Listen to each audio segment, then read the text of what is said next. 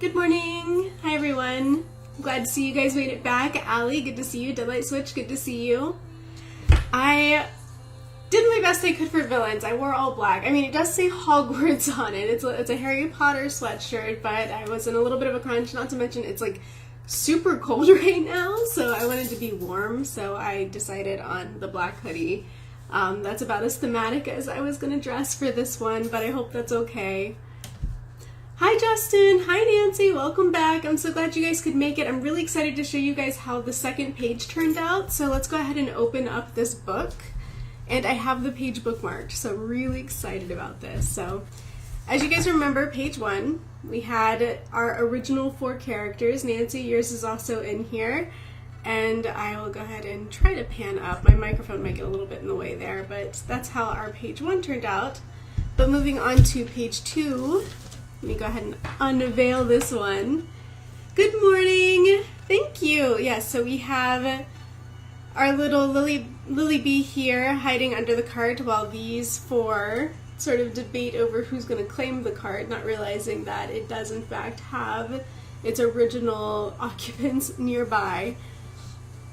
And then down here we have Candy, our kangaroo character, and then a little snapback from Dave here with, well, technically isn't here. So if you guys weren't able to read the dialogue, let me just read this out to you guys.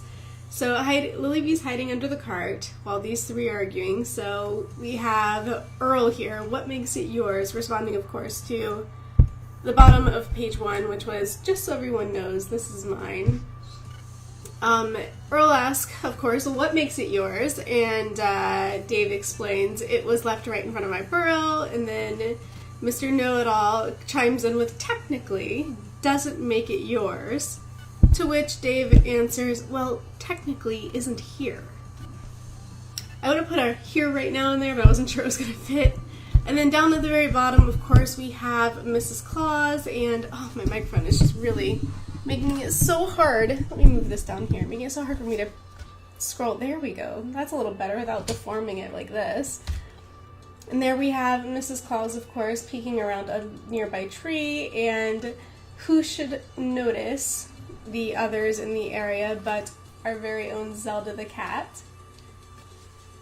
So that's how those 2 pages turned out, and I'm really excited that today we're going to introduce some antagonists to this comic. So we've got a really nice setup here with our protagonist cast, I would say, 2 separate parties who are sort of merging into one.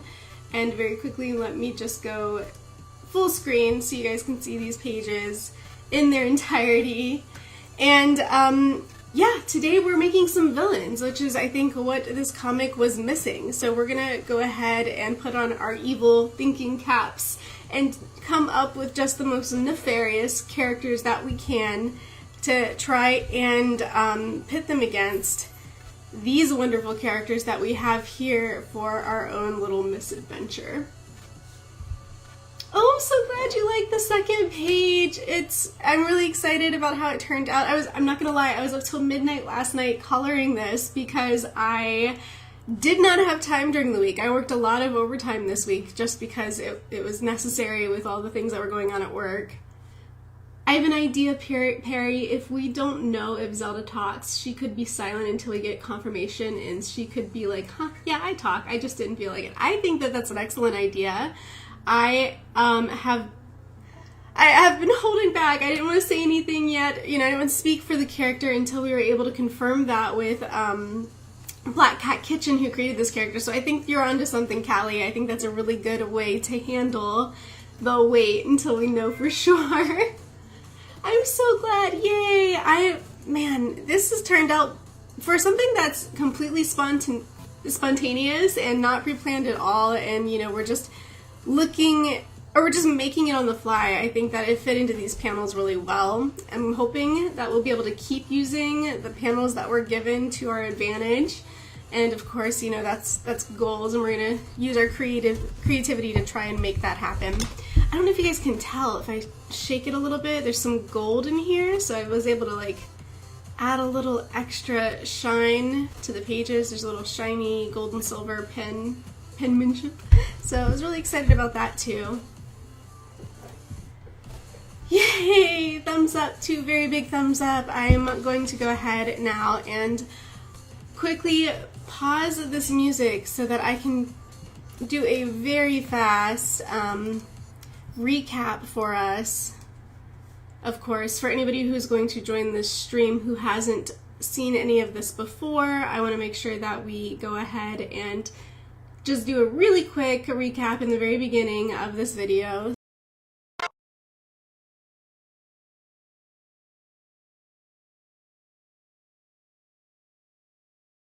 So I'm reusing that same trailer that I had used from the first one just because I think that that is super beneficial. It's a great recap and I didn't really think that it was necessary to create a new one. I hope I was correct about that. Oh no, you couldn't hear? Can you hear me now though? Are you able to hear me just fine? It is slipping. What's slipping? Oh dear, that doesn't sound good. Are we having technical difficulties? Hang on. Hey, let me know in the comments. I know there's a little bit of a delay between the stream and the YouTube like presenting it, so if I'm responding late to comments, sometimes that's why. But you guys can hear, okay. AIA, oh no, was the whole trailer just choppy? I hope it wasn't. That's good to know though if it was, so that maybe I don't put you guys through that next time. Okay, well I'm glad you guys can hear me now. But yes, that was basically what we were going to do today, is take this one step further using villains this time. So we need new characters again, but this time they are going to be our villain characters. I just want to make a really quick commentary on like drawing or coloring this top panel right here with Lily Bee, because oh my goodness, I wasn't sure how I was going to create shadows. Unlike with digital art where you can add a layer and then set it to multiply or like darken or color burn or something, I cannot do that with this page. I actually was really concerned about how hard I was pressing on this, how many times I went over the layer, and whether or not that was like embossing the ink from the book itself onto these other pages. We got a little bit of bleed there just because I went over this panel so many times. One should be an evil muffin. I think that's really fun. But yeah, what I ended up finally doing here after coloring this in with colored pencils was grabbing some charcoal and just lightly going over the undercarriage of this carriage with a charcoal. So that's how I created that shadow. Whether or not it's really landed or if it's just barely passing, I'm not sure. But as somebody who doesn't do a lot of traditional art, this is a learning process and I am learning. So that's what I figured out I could do for shading under there, and that's how I pulled off that part. Am I allowed to send you another character for villains? Yes, absolutely. If you are here, you are more than welcome to submit ideas and characters and story arcs, all of these things, because it's all about doing this with the live audience. So when you're here, you get to participate. There is no like ceiling to how many times you can participate. Absolutely. You can definitely submit some ideas. So I have opened this page back up because we still need to create some characters. I'm going to grab a pencil really quick. Let me see if I can find what I like. There we go. And we will create some new shapes for some villains. We obviously still have these two shapes that haven't been claimed yet. This hourglass / Black Widow looking symbol here. And we have this one, of course. I was thinking maybe we could do a little bit of an inverted shape, so kind of like this one. But oh, I need to get rid of my camera so you can see all these panels. I don't have a name for him. Have you put the stream in Amanda's server? Yes, I did. I'm pretty sure I did. I'm pretty sure I dropped a link in the now streaming section. I'm going to open up. I know I swore off coffee for these morning streams, but it is just so early and I was up so late last night. I'm just going to open this energy drink and what happens, happens. If you want to give a quick shout out in the Discord, Callie, and just let people know that we're doing this, I would definitely like appreciate that. That'd be great. And then we can get some additional ideas in here, and we can all brainstorm together and come up with something really great. And I think, so what we also need is some more shapes. So since we have this sort of masculine, I actually want to kind of invert this shape a little bit, like do like a bottom heavy, that's a top heavy shape. I kind of want to do the same thing, but bottom heavy over here. So we're just going to reverse this. This can be yin and yang over here. I'll even put the like circular head shape up here. And then what are some other interesting shapes we can use to create characters? Awesome, thank you, Callie. That would be terrific. And Nancy, I'm really glad to see you back. We took a little bit of liberties with Chase there on the dialogue for page 2, but I hope you don't mind. We did our best to stay in character and to continue the scene that we had from the first stream in the second one. But I'm glad you're here and you'll be able to help just steer him a little bit more as we move forward. And then I think, so shape, oh, we don't really have a diamond shape. Should we do that? I feel like, I mean, it might be a little bit challenging, but why not? Why not add a diamond shape and see what comes from it? We'll give it like soft edges so that it doesn't have to be too stiff, but let's try it. Let's try this. It's a little bit crooked. I didn't draw it perfect, but we'll give this like a little diamond shape down here. That's alright, we'll be able to name your character Deadlight Switch. Once we get something established, we'll be able to name it. And you know what? Callie had mentioned already a muffin-looking character, I'm pretty sure. Let me swing this over here so I can keep an eye on the chat. I'm moving a few things around on my screen here. So I'm pretty sure, okay, so I have an idea, Perry, if we don't know, oh, that was the Zelda idea. Where was the one about a muffin? I think one should be an evil muffin, that's it. So in that case, we're going to need ourselves a muffin shape.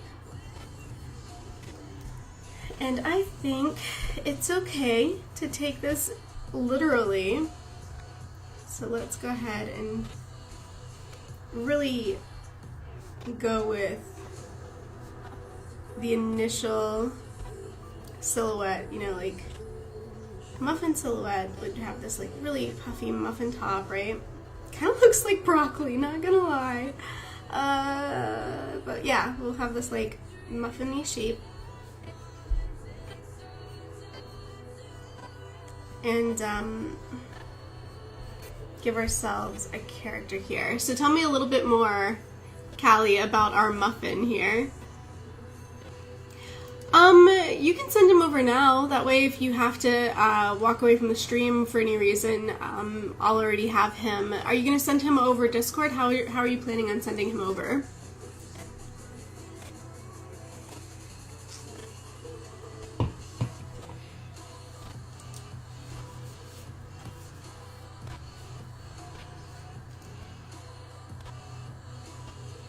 And I'm really kind of hoping I fixed my, yes, we're doing villains today. Hello, Ace the D&D Phoenix. Our goal is to take some of these shapes and to invent some villains, some antagonists, to pit against the other characters that are already on this page, because we are creating a comic book. And I'll just flip over here to show you what we've already got started. So this is from the last 2 streams, these 2 pages. This is what we came up with. And we have reached the point where it's time to introduce some conflict. I mean, we already have a little bit of petty conflict between these characters, but now we want to create an external conflict with some other characters that will help us team up and really kind of combine the previous cast as our band of heroes. He hates anyone who's not a baked good. He believes baked goods should rule the world. I feel like an evil muffin is like a really good catalyst to Mrs. Claus and Earl here, because these two are self-proclaimed world-renowned bakers. So that would work out really well. In the art fridge. Okay, on Pilfer's Discord. Alright, so is it already on there? I'm gonna go in there now and take a quick look. I know you guys can't see what I'm doing, but I'm gonna pull this over here to the screen over here and take a look in the art fridge. OC Spa. There we go. Found it. So this is our villain, but he doesn't have a name yet, is that right?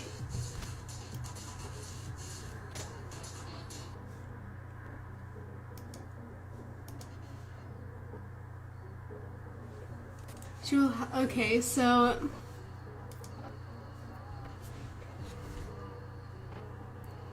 I'm glad you like the idea, Ace. That's awesome. And Callie, yes, I really do like the idea of this just being a little bit of a triangulation between these three. Hi, Ginger Griffith. How are you? Couple of greasy curls and a long nose with thin lips. So let me look back near. She will have a couple of greasy curls and a long nose with thin lips. Who's this for, Nancy? Let me see. Let me scroll, scroll, scroll. We can hear you now. I can never think of names. We'll come up with one. Don't worry about that. We'll come up with a name. So, and you're saying it's the bird character. I went ahead and pulled him up on his own tab over here, so I've got him ready. So, I think, so let's see, what are we thinking here? For this character, Deadlight Touch, that you gave me, I'm going to put him on the bottom heavy shape that I put over here, only because he's got that tail.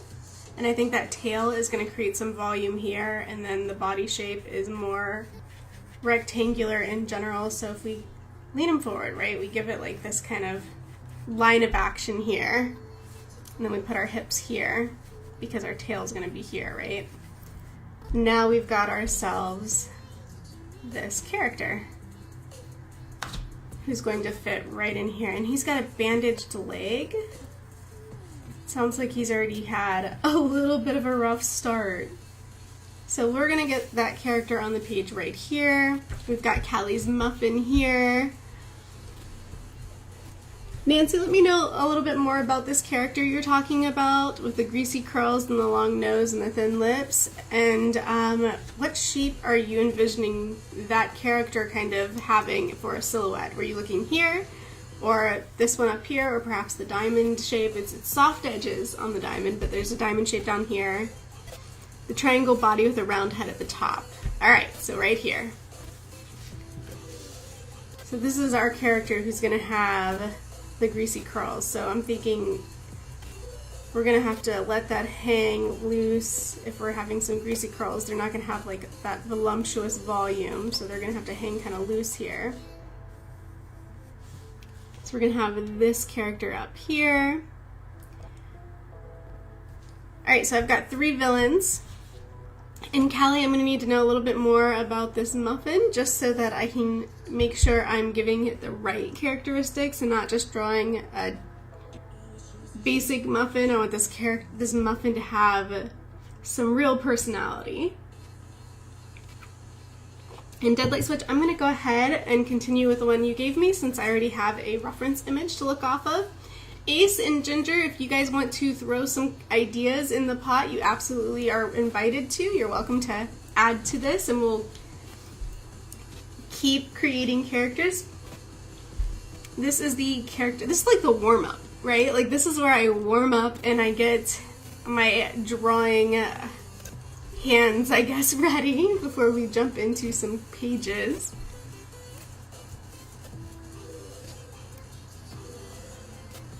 So very quickly, I'm going to do a little bit more page shuffling so I can see this reference.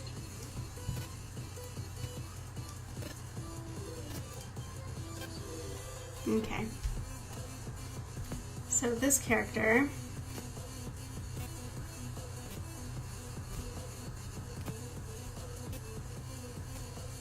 we're going to put him right here. So do you have any more backstory for this bird villain that we could, no? A burnt blueberry muffin, oh, in a cloth napkin cape. That is so cute. Why do you have such cute characters? And look, I drew him right next to Dave.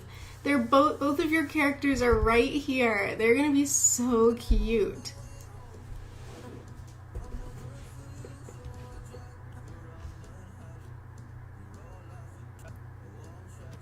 Nancy's got a blame shifter character. She's gonna be trading sides at whenever it's most convenient for her. Oh, of course the bird doesn't like cats. Ugh, that's too good. This is just working out so nicely. It's bizarro how nicely this lineup is coming together between our protagonist and these antagonist characters. It's gonna be such a perfect fit. I have a thing for little kitty. You do, Callie, you do. Your characters are so cute. And no wonder he's a villain, Deadlight Switch. He's a bird that can't fly. Of course he's a villain. He's got a lot to be angry about.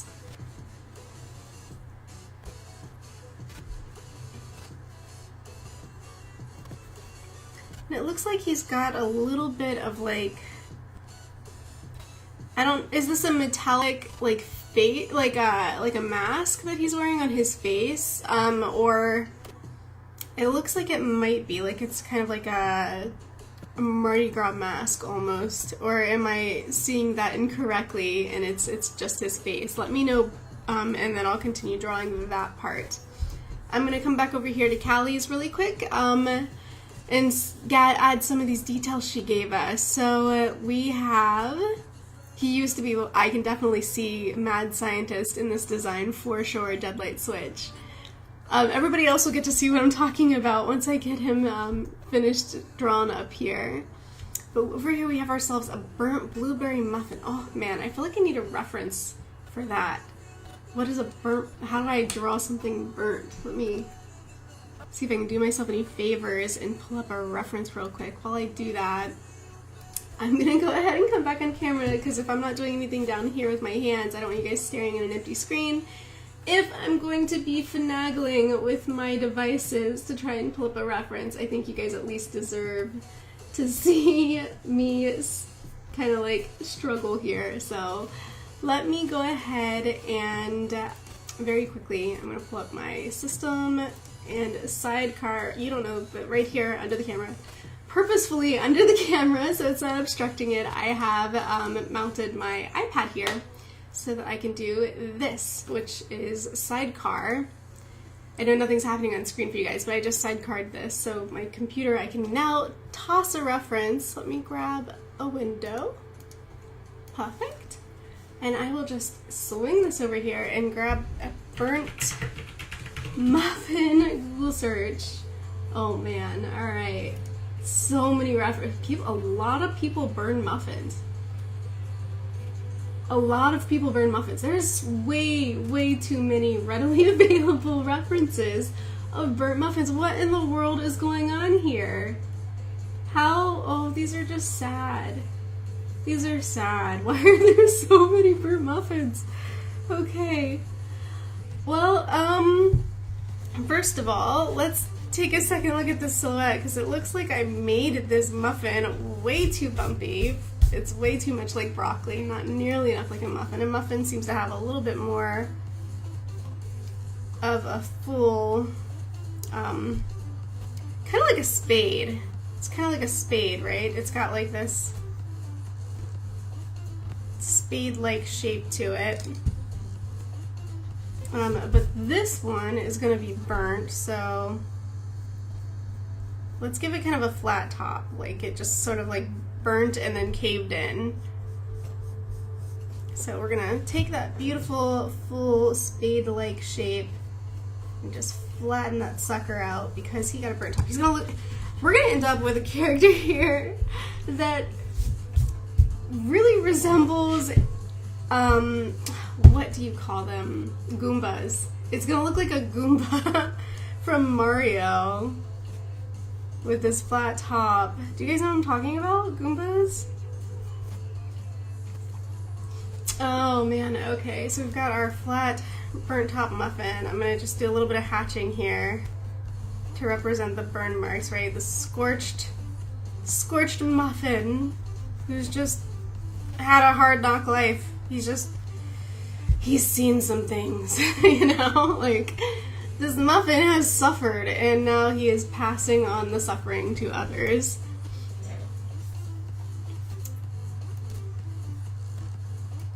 Let's see.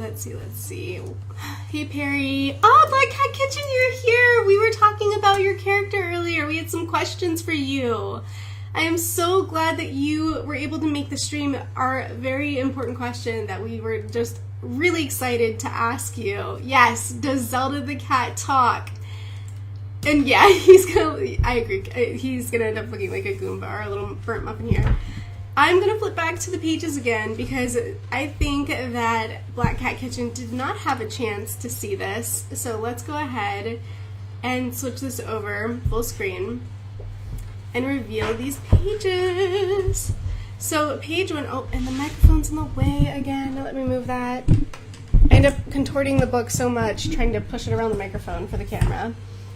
Alright, so here on page 1, we of course have Chase up here eyeing the wagon first, and then Earl, who thinks that he's going to find those windmill parts in there. And then we have our character Dave popping out of the ground and Zelda taking a nice snooze in the sunlight because that's what cats do. And at the very bottom panel, just in case anybody was getting a little curioso, Dave lays claim to that wagon, just so everyone knows this is mine. Not realizing that the wagon does in fact already have some occupants, and one of which is hiding under the wagon here, Lily B from our second stream, who you have not met yet, but I'm sure you're going to love. And then these four, already snooping. Earl asking, what makes it yours? Dave declaring, it was left right in front of my burrow. And Chase, technically, doesn't make it yours. Here in the sack, overhearing this whole conversation is Candy, the kangaroo character, and over here we have Mrs. Claus peeking around a tree, which Zelda is the first to realize that they are not alone, while Dave here is retorting, well, technically isn't here. Zelda definitely talks. That is really good to know. That is some very important intel. I'll go ahead and stick my paper coffee back in here to hold my page, and then move my microphone back up to where it belongs. Doing a little bit of a shuffle here with all my desk stuff. And then we're going to go back to drawing our villains so we can get into our story. So, characters first, story second. Zelda definitely talks. She used to meow at us all the time. She's a talkative kitty. Beautiful. Alright, so we will give Zelda some dialogue. And I want to make sure I catch Deadlight's answer because he did tell us up here. By the way, Black Cat Kitchen, we are looking at some rivalries with our characters, and Deadlight Switch has given Zelda her very, it is a her, right? Zelda's, yes, she used to meow. Zelda, her very own arch enemy with this bird villain we're creating up here. So that's coming along. I shouted out your stream on one of my social medias. That is wonderful. Thank you, Callie. I really hope that if anyone comes over to see the stream that they enjoy it and that they have a fun time here. So thank you so much. absolutely appreciate you inviting people. I think that it's wonderful that you want people to come here, and I sure hope that they do, because it would be really nice to have some more people around. Sorry, I was taking a drink. Alright, so we're right now working on a scorched muffin character, and the bird character, Deadlight Switch, told me he cannot fly and he does not like cats. And yes, this mad scientist bird character here has on this mask, so we're gonna go ahead and continue the mask very quickly because that's something I was hoping to do. So let's go ahead and bring that in. So we have ourselves this mask and a strap that goes around like that. And then he kind of has, so has anybody seen the regular show? Anybody on here watched that? I'm going to slide this over so you can take a look at, there we go, we've got a good view here. Oh, thank you, Callie. I appreciate it. So, the regular show is this cartoon. I'm not really sure what the PG rating is on it. It might be PG-13 or something. I'm not sure. It's like an animated series, but it's like, it's not really for kids, but it's not super adult in nature, you know? It's like, it's family friendly, I would say. Yeah, and they have, so Deadlight Switch, they have one of the main characters, it might actually be the main character, but there's like a duo. One's a raccoon and one's a bird, and your character's design kind of reminds me of the bird character out of that duo. I think like if you want to look up at that, hi Pilfer, how are you doing? Yeah, if you want to look up that show just to check it out, like maybe just do a Google search just to see the artwork, because I think that you're going to find a lot of similarities and it might be a style that you really enjoy. Good to see you, Pilfer. Do you want to see do you want to see how the pages turned out? I can flip back here really quick. I know I keep previewing it, but I want everybody to have a chance to see it. I had to go in with some charcoal over Lily Bee because I wanted to make sure that we cast her in shadow, and as a digital artist who is very new to my traditional exercise, I didn't know how else to do it, so that's what we did. We put her in some shadow using some charcoals. So there's Lily Bee. The three you guys didn't get, or the four, I'm so sorry, 3 speakers, but Zelda's also there. The 4 characters you did not get to see me draw on stream last week because my cell phone died and wasn't able to cast anymore. And then we of course have Candy, and down here, oh man, yeah, that microphone's still in the way. We have Mrs. Claus. Let's see if I can be a little bit bendy. And then this last panel here, where Zelda the cat has now become aware of the other members of the cast here, the second half of the party. So we've now established that all of these characters coexist in the same space and they're becoming aware of one another. Candy here obviously overhearing this whole argument. And then of course the overall spread. So let me go ahead and give you like the full spread. I just realized you can't see the full spread even in like the whole page view because something is always gonna get cut off. I'll have to fix the framing on this, or like lift my camera a little bit later on so that I can get the whole book in one shot. But yeah, basically that's how those turned out. I was up till midnight last night finishing the coloring on this page just because it was such a crazy busy week and I wanted to make sure that I had this fully colored just to sort of show you guys how it turned out. I was really excited for it. I'm really happy with how it turned out, and also so that we would be able to move on to the next page, of course. So we wanted to continue forward with the progress of our story, with the progress of our characters. And yes, we have this bird-like character going right here. So these are our villains. We're working on villains right now. We have our bird character here, who's going to be one of our villains. We have our scorched muffin over here, who's going to be one of our villains, which is honestly, despite being entirely random and like spur of the moment suggestions coming from you guys in the chat. You guys are just doing a wonderful job marrying up our protagonist and antagonist and creating these dynamics that are going to work out so good for storytelling. I'm so excited about that. So let me go ahead and switch back over here, and I believe I just scoot the book a tiny bit. You guys are going to be able to see. There we go. So you can see me and the book. And man, my camera's looking super purple here. My lighting must be really purple today. I hope that's alright, guys. Purple is a very good color for villains. So, you know, Maleficent and others that I'm not going to pull off the top of my head because I don't want to shoot from the hip. It's a good villain color, you know. Even you can't tell, but I even put on purple eyeshadow today for this. So here we go. Let's get back into the drawing. So this mad scientist bird who cannot fly character here that we have has these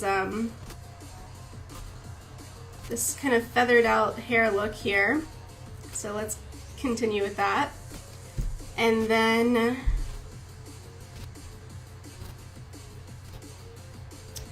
yes, music this time around.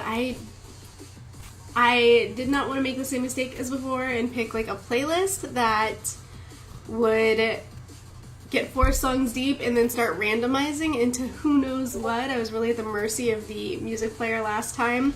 I am now on NCS 24/7 copyright-free music live stream by @NoCopyrightSounds on YouTube. So if any of you guys are interested in that, that is exactly what I am playing right now in the background, and I'm hoping this time I won't have to worry about what the music is, so consider that a win. Knock on wood, hopefully that stays a win.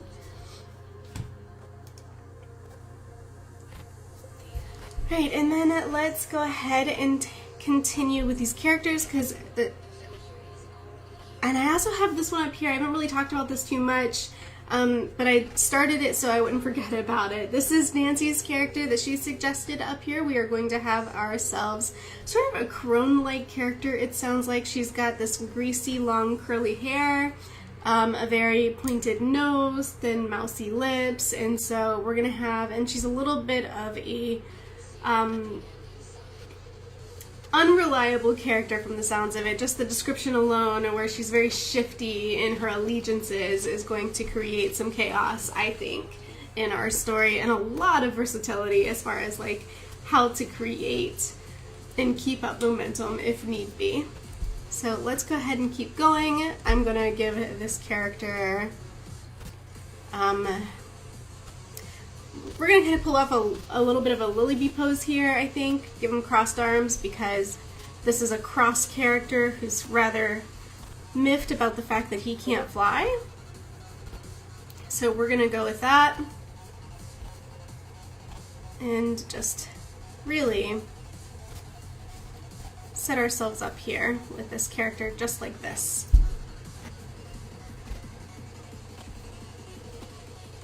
Did I do that right? Something about that doesn't look right. Where did I mess that up? Right there, that's where I messed that up. Okay, I see.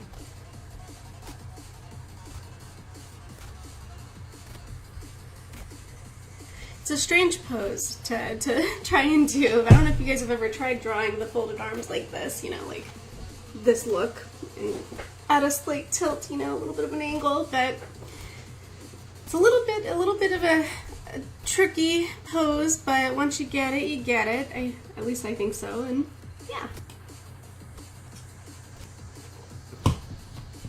Hi Thomas, how are you? Welcome to the stream. We are creating some villain characters for our comic, and then once we've got our villains made, these are all the ones that are in color are our heroes, and all the ones that are just pencil marks are potential villains. So we're gonna go ahead and keep drafting these for the first part of the stream, and then once those are ready, we're gonna head back here to the back of the book to draft up some pages. So that is on the agenda for today, and if you would like to create some villains with us and help to drive the story, I am very excited to have you here, and we would love to have you do that. You do, Pilfer. I haven't seen this nefarious monkey rat. wrap. I keep hearing about it, and it just hasn't happened yet. So we definitely gotta make that happen, because I am yet to discover what this monkey wrap thing is. Deadlight Switch seems to know what you're talking about. Everybody seems to know what this is, but I am still in the dark. I'm pretty oblivious to this monkey wrap. Oh, right. So this character then, let's bring, it looks like he's got a little bit of like a mad scientist coat on. So let's make that happen. He's got this mad scientist coat here. So let's go with that. And then the tail. Do you have a specific type of bird that you were modeling your character after, Deadlight, here? What kind of tail feathers is this? Is this like meant to sort of resemble a raven's tail, or something more elegant, like a peacock's tail, like something really long and fountainy? You know, let me know kind of what your thoughts are on the type of tail here, and then we will continue with that character. The pages are looking good, thank you! The monkey wrap is, I'm assuming, really dumb but kind of fun. I think it sounds really fun, and at this point it's been built up into this thing. It sounds like meme quality thing, so I definitely gotta get on board and see it. And yeah, I'm breaking my no caffeine rule today, so if we end up with some shaky line art, I apologize. I'm apologizing right now for this, but I needed the caffeine. I really needed the help this morning getting my brain up. So we have over here a muffin villain character from our friend Callie, and this is, if I'm not mistaken, it's a blueberry muffin. I'm going to scroll back through here really quickly. Pretty sure our Evil Muffin, okay, so I see Evil Muffin here, should be, hates anyone who's not a baked good, believes the baked goods rule the world, naturally. And he is a burnt blueberry muffin with a cloth napkin cape. So let's do that, let's add, so first of all, I feel like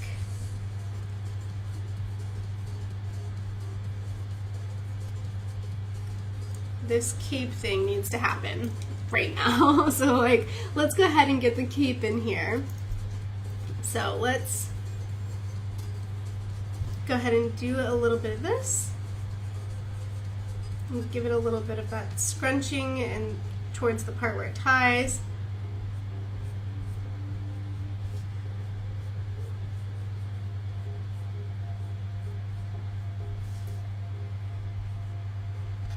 And then we'll just fan that out nicely as if it's just billowing in this wind here.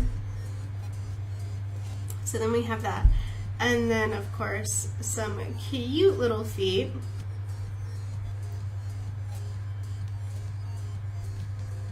Just like, he just pop, sprouted legs right out of the bottom of his little cup, like, not big, like paper skirt, I guess we'll say, like the, you know, the little paper bit that you bake the muffins in.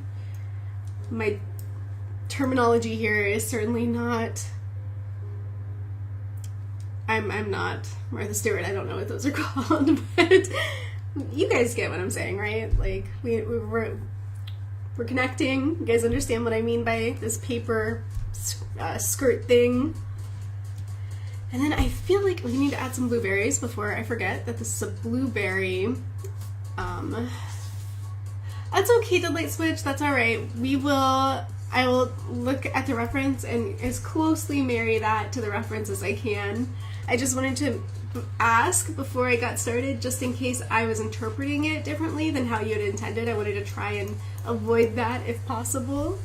But if it's just, you know, anything goes kind of thing, I will just try to keep it as close to the original reference as possible, and then we will go from there for the tail. Blueberries. This this guy needs some lumps and bumps for his blueberries. So we will add those. We have a blueberry here. We'll add a blueberry right here. Right? Like, got a little bit of one poking out right here. Some blueberries for this guy. And then he needs, of course, eyes.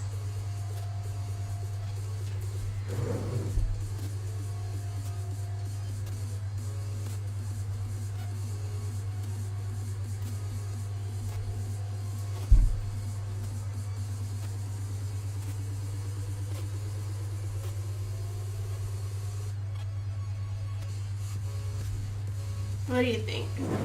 Nailed it? Did I nail it? Alright, so back over here to this guy. And this tail, I feel like this tail has got to be just a showstopper. So let's come in here. And very much like I'm gonna pull up a reference from, like I had already mentioned, the regular show.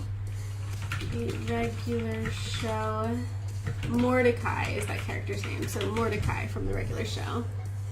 And then we will take a look at, so his tail feathers are so small though. He has tiny tail feathers. I don't think that he might not be the best reference. Let's see, what can I do? I think we'll do this in layers, right? We'll start with like a little bit of like a fringe layer, because that's kind of how you did it too, because you separated them sort of by colors, right? These feathers have different colors.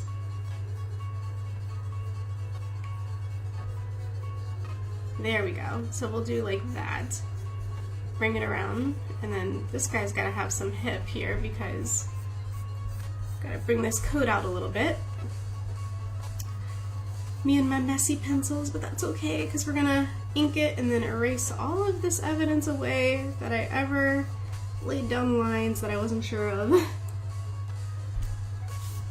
Alright, so now we have this mad scientist bird character here who is just looking creepy, like you do when you're a bad guy. And then the style kind of reminds me of Candy. Oh, wait a minute. Did I just make a really dumb comment? I feel like I just made a really dumb and obvious comment. I think I need to go through here and not only put the names of these characters on here, but I'm thinking at this point I really need to start putting who created these characters on here as well so that I don't go mixing them up. I've been doing so good, I think, pat on the back, I've been doing so good about keeping everybody straight. But now I think it's time I start adding some names on here, or some screen names on here for who made who.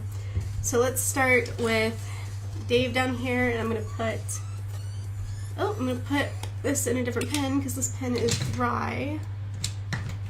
Let's try this pen. Let's put Art by Callie right here next to Dave, and we will put Pilfer Pup right here next to Lily B. So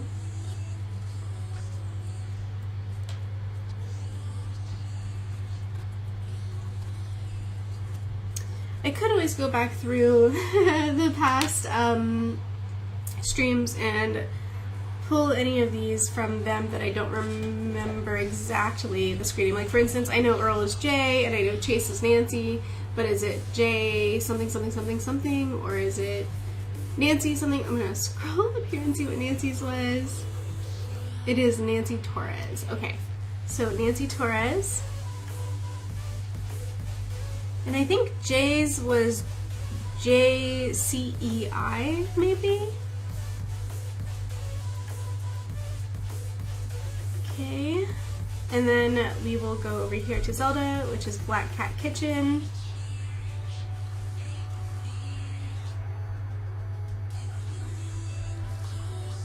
Earl, I'm just gonna put J for now, but I will have to find out later what the full screen name is. And if anybody knows, you know. And then over here we have Deadlight Switch. Gotta give credit where credit is due, am I right?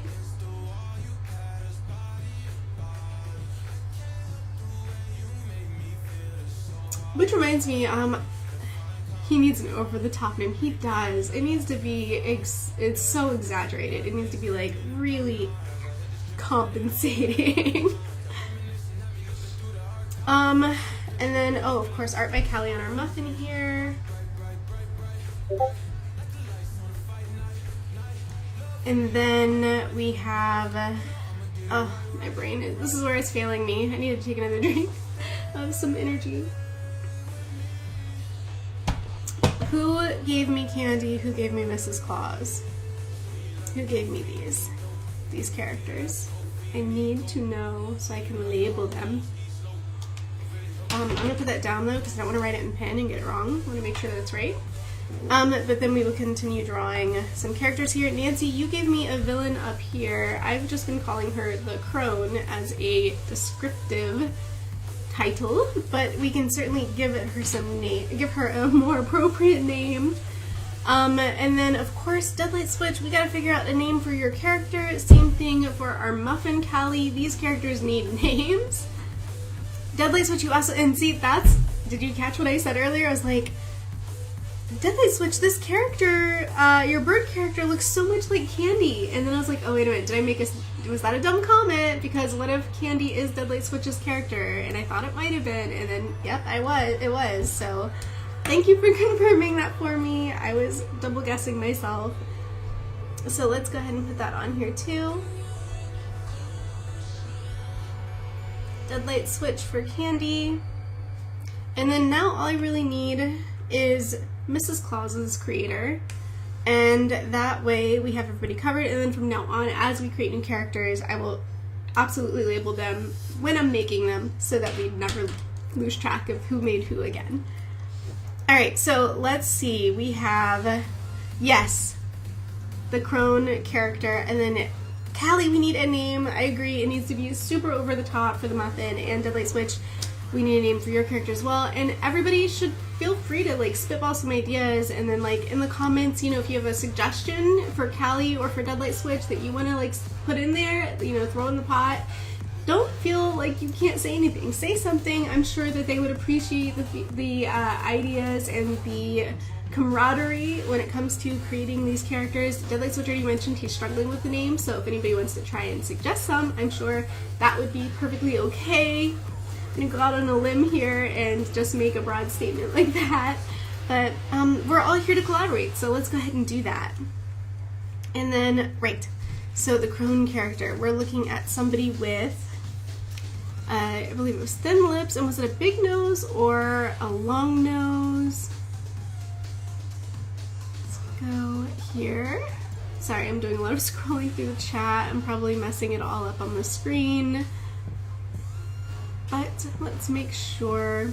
By the way, let me know if the music in the background is being choppy. Hearing that the trailer video audio was choppy makes me wonder if the other audio is choppy as well.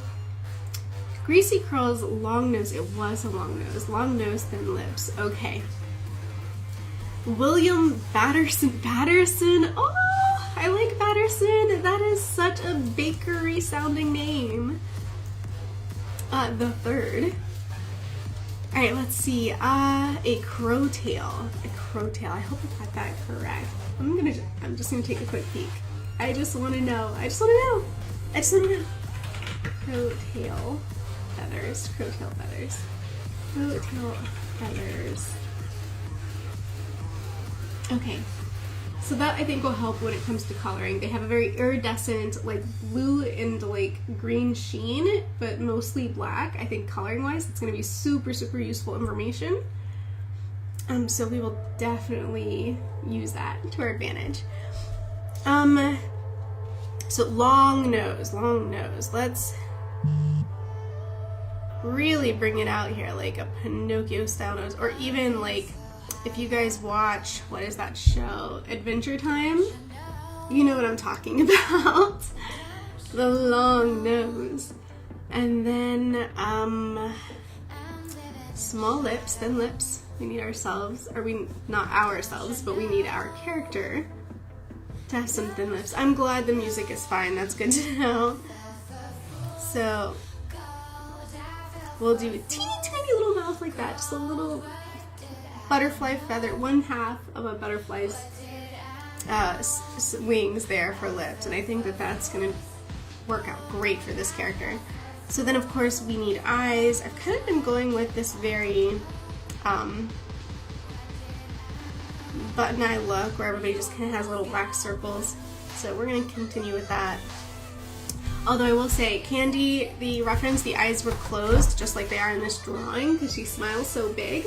I did not know if you had a specific color for Kitty's eyes, so I just came in here with that gold pen and made them gold. I don't know if that was the right choice, but I did that also because I figured if nothing else, if they have like say green eyes or blue eyes or something, we could just assume from all the glittering gold spilling out of the bag down here that it was reflecting up into the eyes anyway. So there's always some plausible deniability when it comes to whether or not I colored that wrong. Yes, we have our character here with just the big old schnoz, the really long nose. And then this long, greasy hair. And we'll go ahead and just drop that in here. Oddly enough, not that mine's greasy, it's just very curly. I feel like I'm doing a self-portrait now because I've just got this hair that looks like, does it look like witch's hair? Isn't that crazy? It's so curly. I've got really curly hair today. Oh, and I drew this at different lengths, so let me just even that out a little bit. Alright, so then what else do we know about this character that we have here? Her eyes are yellow, you got them right. Ah, that's a relief, because I was like sitting there trying to figure out how can I do this? How can I finish this page without knowing the answer to this question? Crumbly Batterson III, even more bakerly. Crumbly. What about Crumbleton? Crumbleton Batterson III.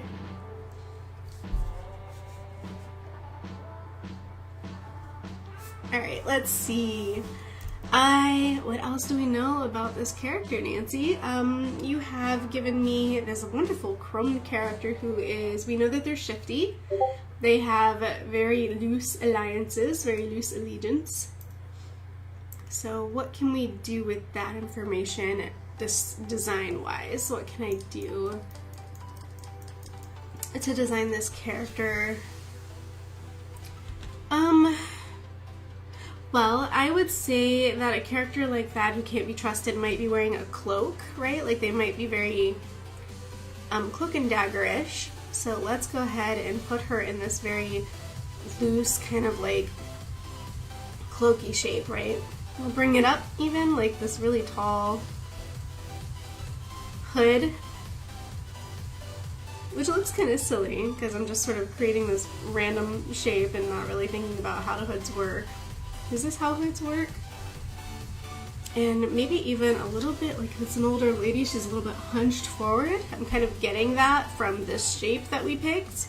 So we're going to give her a little bit of a hunch. This character is going to have some hunching. It's going to be, you know, sort of a character that's been through some physical things in life, and its body has really just sort of adjusted to that pressure and trauma over time, I would say.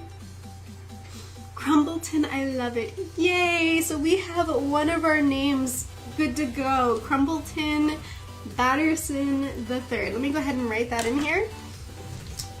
We're going to use the thicker pen for that because the names have been in this really thick pen. So let me, you're not going to be able to see it because I'm writing it down here on the bottom of the page, but I promise you it will be there. I'm going to write Crumbleton Batterson III.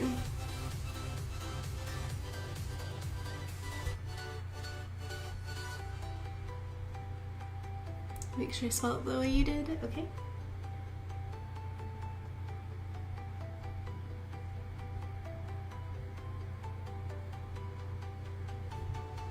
Crumbleton.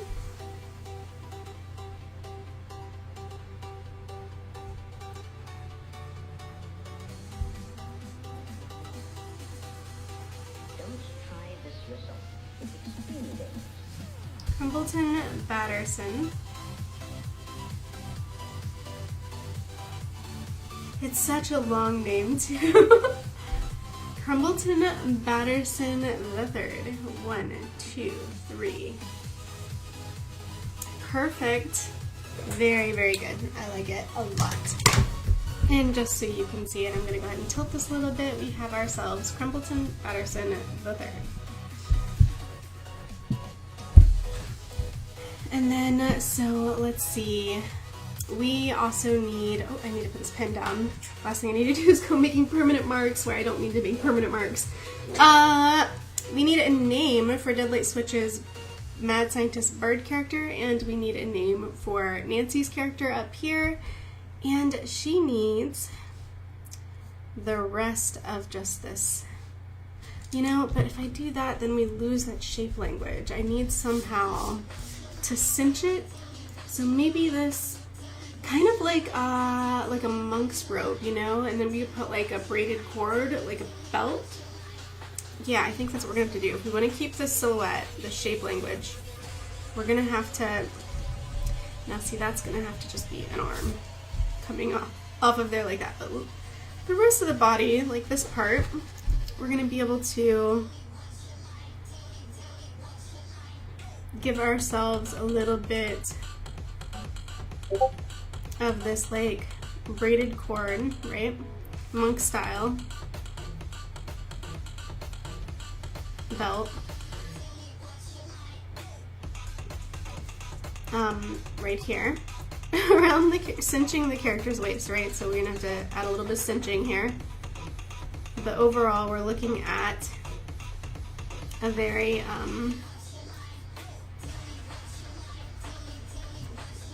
fitted kind of silhouette. So that way now, I mean, we are getting a little bit of with the hips coming back out like this, we are kind of moving a little bit away from that shape and more towards this kind of a shape. But I'm trying, guys, I'm trying to keep that tight shape language here, and then of course we will fan this sucker out for some big billowing sleeves because we are going for that cloak and dagger capey shape. Right, like this character's just got that sort of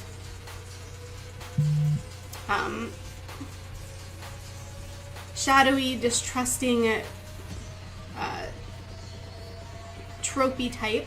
So we're going with that.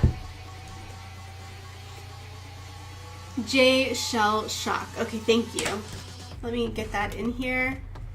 J Shell Shock. Perfect. So now I'm really only missing Mrs. Claus, who designed Mrs. Claus.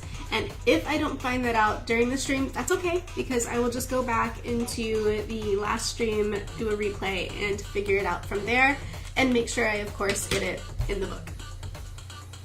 So, Nancy, your character needs a name. We need a name for this character. And Deadlight Switch, we need a name for your character. And Pilfer, you gave us making marshmallows at work. This stream is so calming while I work. I am so glad to hear that. That is awesome.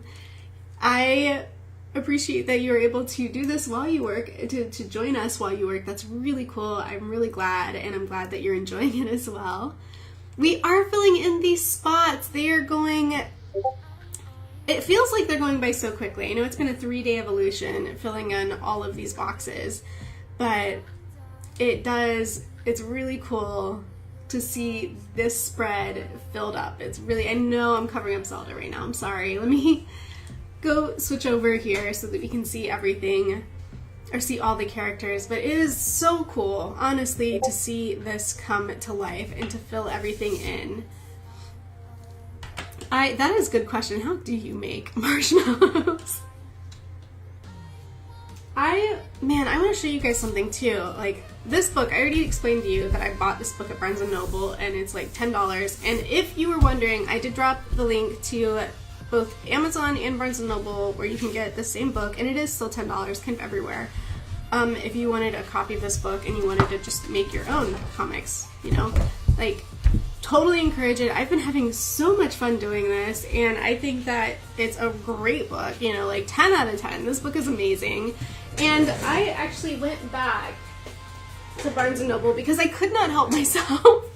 And I picked up a couple other books that were also like in the same area. And this one I'm really excited about because it's Design Your Own Stickers. It was another $10 book. But it comes with these pre-cut stickers, right? Like all these shapes are already cut out, they're already outlined, and they're these stickers. And I could turn this into like a potion bottle, I could turn it into a guitar, you know, like this could be a flower, or it could be a lot of things. But I mean, there's obvious solutions to what you can put in these, and then we could have creative solutions to what we fill into these shapes and make into these stickers. And I thought that might be something fun to do for a video. If not a stream, then perhaps like just a normal video, like creating stickers using the pre-cut shape language. Exploring a lot of shape language lately. I feel like that's my new thing. She can be called Schmeagle. Oh man, that poor old lady. Then she was born for it with a name like that. She was born for the criminal life. And then this is the other book that I picked up while I was there. $8 for Complete the Drawing. It's got all of these drawings in here that was started. I'm pretty sure that's the Eiffel Tower. Where did it go? Well, either way, there's all these drawings that like the liner is already started, but then you can continue it however you want. And I feel like for some of them, I mean, probably for the first ones I do, I'd go with like the super obvious answers, but then I think once I get warmed up and a little bit more used to it, I'll be able to take shapes like these and get really creative and do something that is not, you know, your first intuitive answer, but like find something a little bit more unique that it could be and build these lines into new shapes. Which is sort of what we're doing here with these. Like this shape right here, I did not draw that into the book. Some of them I did draw in the book this time, and I clearly drew right in front of you guys, but like some of these were printed in, they came in the book. So it's very similar, but there's a lot of really cool stuff like that you can do, and I'm so used to being on digital that I haven't really, maybe I'm geeking out over something that you guys have been doing for years, or like maybe your whole lives, but it's new to me, so I'm really excited about it. But let's go ahead and get her name on the page here, Schmeagle. I want to grab that pen. Where did I put it? So first of all, before I forget, Schmeagle is also by Nancy Torres. So let's put Nancy's name in here in the corner. And then we will also add, with the other pen, the name Schmeagle. And I'm going to spell it how you spelled it because I have no idea how to spell Schmeagle. So let me go back in here to the chat. It's right there. And I'm going to write it sideways just because I've taken up so much of the bottom of this box with the pencil. So I'm going to highlight that for myself.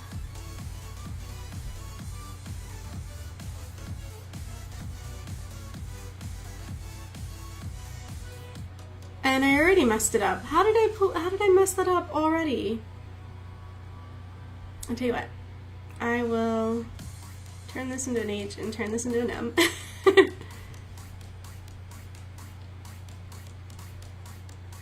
Two E's, a G, an A, and an L.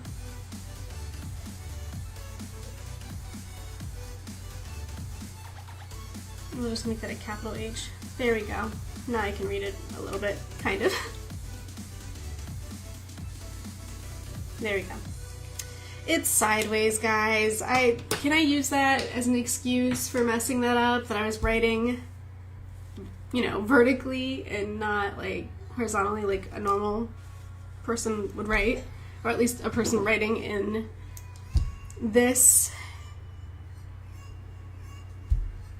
alphabet. Like, what? I'm not like writing in a vertical format, so I mean, I was writing in a vertical form. I hope you guys understand what I mean. I'm waffling here, but I'm trying. Welcome back, Deadlight Switch. I'm glad you have returned. We still need to name this character. Does anybody want to make any suggestions for Deadlight Switch that might help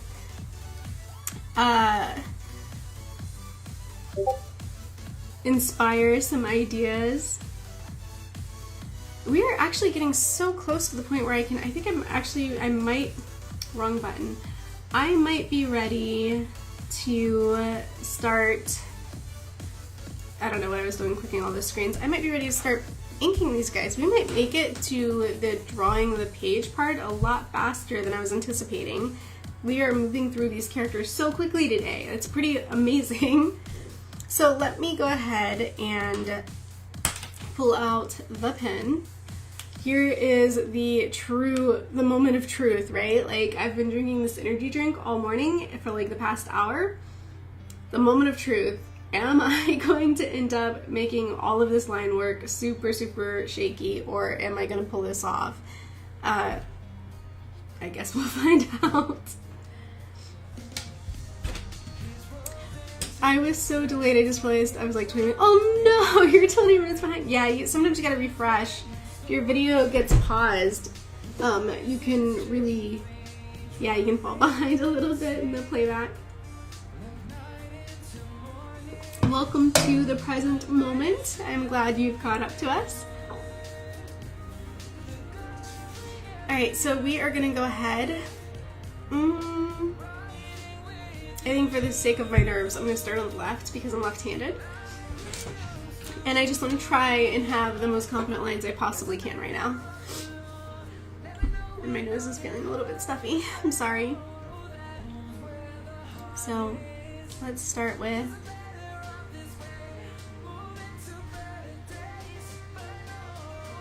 these feathers here at the top of the head. And the mask.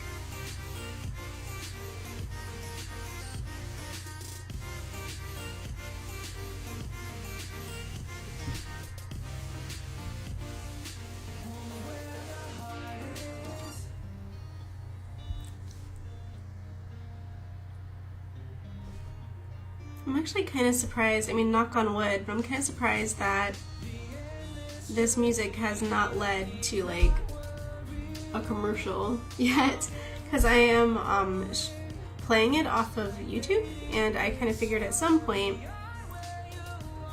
it would cut to commercial, but so far that hasn't happened. But if it does, now you know, I've prepared you for it, so if it happens, we don't have to be like, why is Jake from State Farm talking right now or something? We'll know.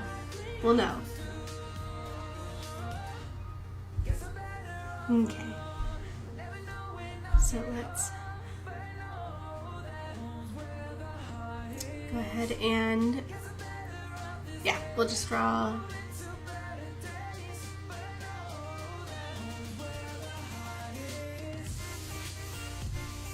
just like that, kind of just going over the pencil marks because I was pretty happy with where we landed on the pencil marks for this one, so I'm not feeling a lot of pressure to create any kind of variation, which should keep the process moving along pretty quickly, which is nice.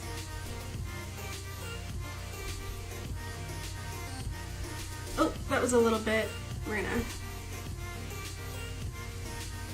was a little effeminate with that really curvaceous, bodacious line there, so I just had to straighten it out a tiny bit, make it a little bit less round, I suppose.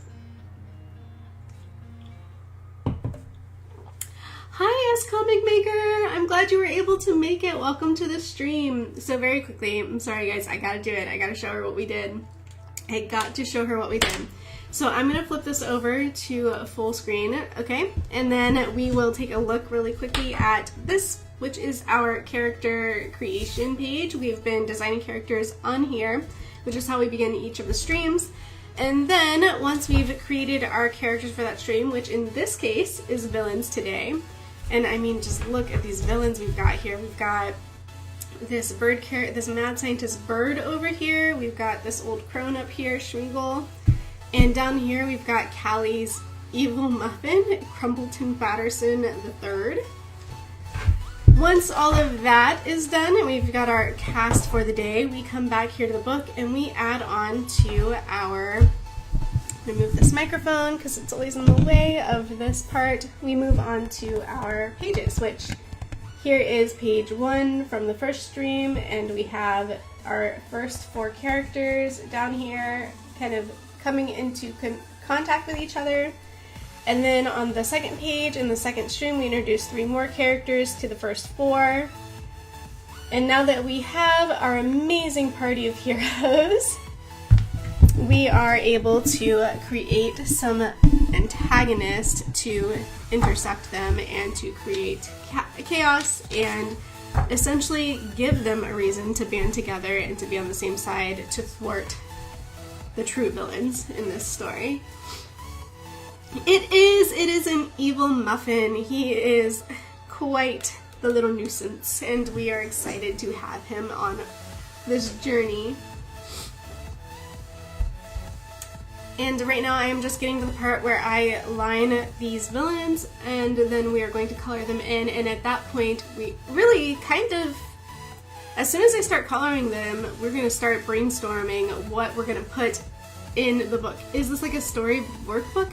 It is a Create Comics sketchbook. So it's something I picked up at Barnes & Noble. It is a really cool book. It comes with like, you know, kind of like a tutorial section in the beginning to kind of help you understand how to make comics, and if you already know, you can sort of just, I mean, it's all good reference or refresh material. Even if you are good at making comics, there's always something to be gained from reviewing that stuff. And then you have just so many pages, like so many pages of empty paneling.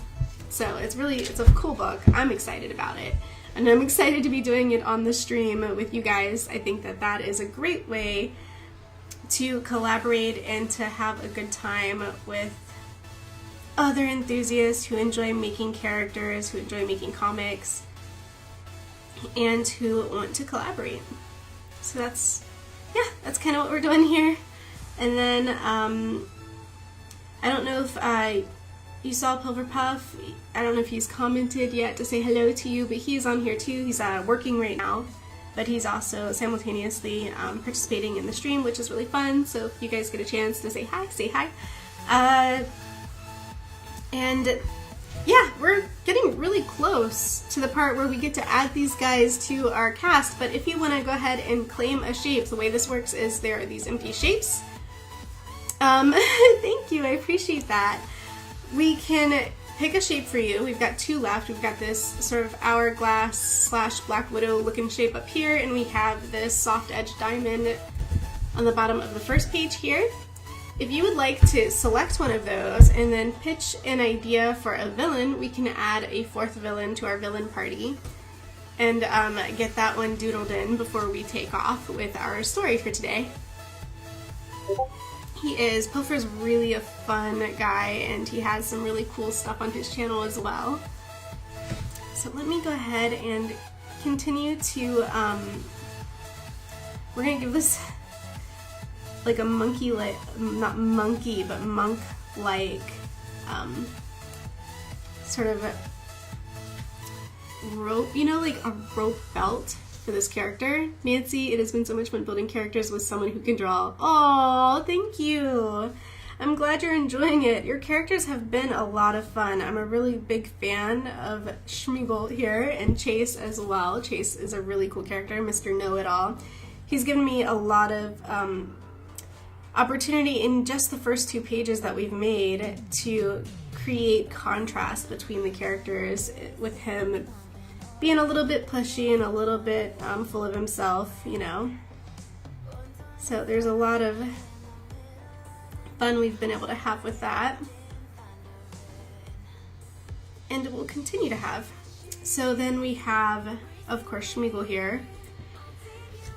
And we are going to finish lining them, color them, and then add them to the pages. So really, I'm starting to wonder now, and I promise you I haven't premeditated where this story is going whatsoever. I haven't had the time to.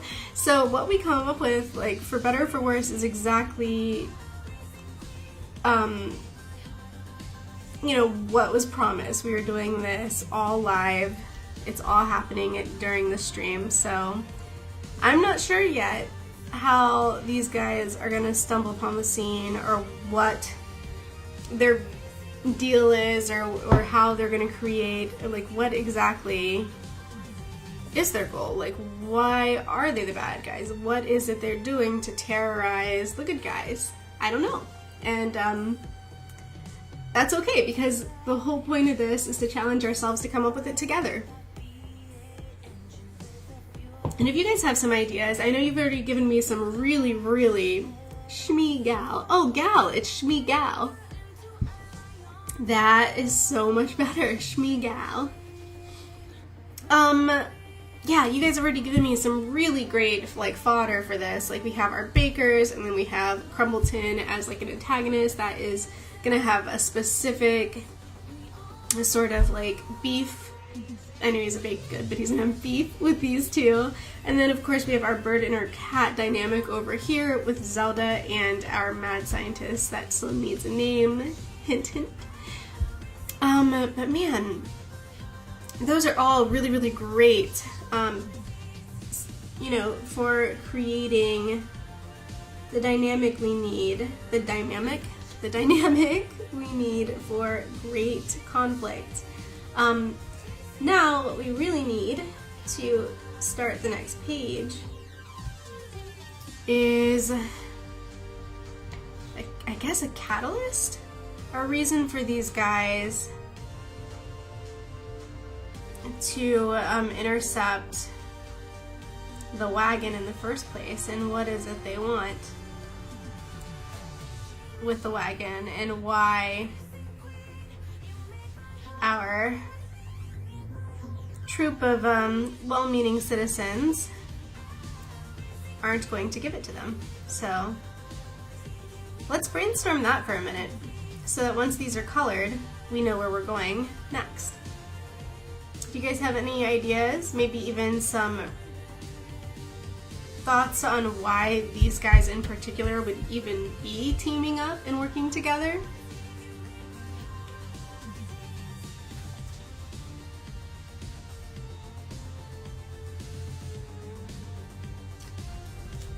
And I'll come back in with pencil like always, or not pencil, but an eraser like always, and erase the pencil once we get to that part. But I'm going to come down here first and just keep inking, because I'm on a roll with the ink, I feel like, so I'm just going to keep going. And get our blueberry muffin.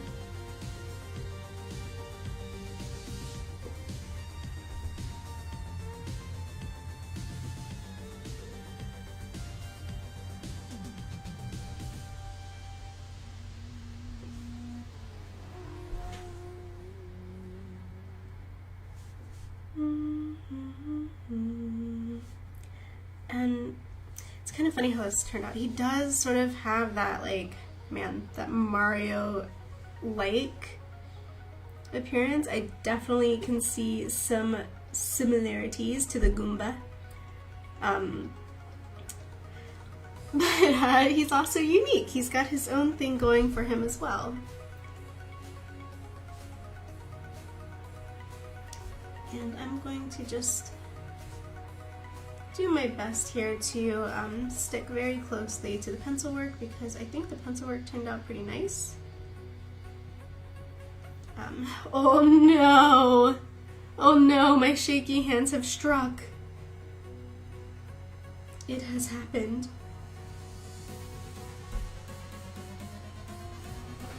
Let me spin my chair around here so that I can get, hopefully, a better preview, or a better angle.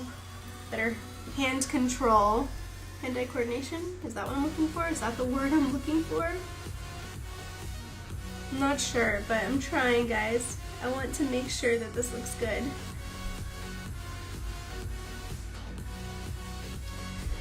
I heard, so I was watching a video yesterday, and I really wish I could remember what one it was, but it was somebody who had some really great advice. And what they said when you're doing, when you're working with traditional media or with ink, or maybe even like, I don't know, markers or something, basically the idea being, when you're working with something like this, to not push, but to pull. Always be pulling the pen because you have more control with a pull. If you're pushing, you're kind of like, that's probably where half of my shaky lines come from, is trying to like push the pen, like, okay, now I gotta draw a line that goes up, and like pushing the pen. I'm already catching the page. But definitely the pushing is not helping with like confident lines and line stability. So definitely try to like, I'm gonna pull this across the page instead of pushing it across the page. Hope that makes sense. It took me a while to understand what she was saying too, but like, man, what good advice that was. That was really good advice. Let's see, maybe it's a delivery of sugar, which comes from far away. It takes forever to get there. Maybe the muffin is leaving the charge to seal it. Maybe in an attempt to ruin the baker's sales for revenge. Mwahaha. I added the mwahaha. Schmiegel will see them all looking at and introduce herself to help solve their conflict for a small offering of what is in the cart. Or something. That's way better. The muffin is leading them to take the cart goods for baking. Brush pens are hard. That's good advice for you. Yeah, they are. And like, yeah, when she first was talking, I was like, I don't know what you're saying. Like, I don't know what you mean by drag, not push. Like, drag the pen, don't push the pen. And I still keep trying to do it. Like, I just tried to do it again on this foot, and then I realized as I was saying it, I was pushing the pen. So yeah, it is kind of, it's tricky. It can be very tricky. I'm learning as I go.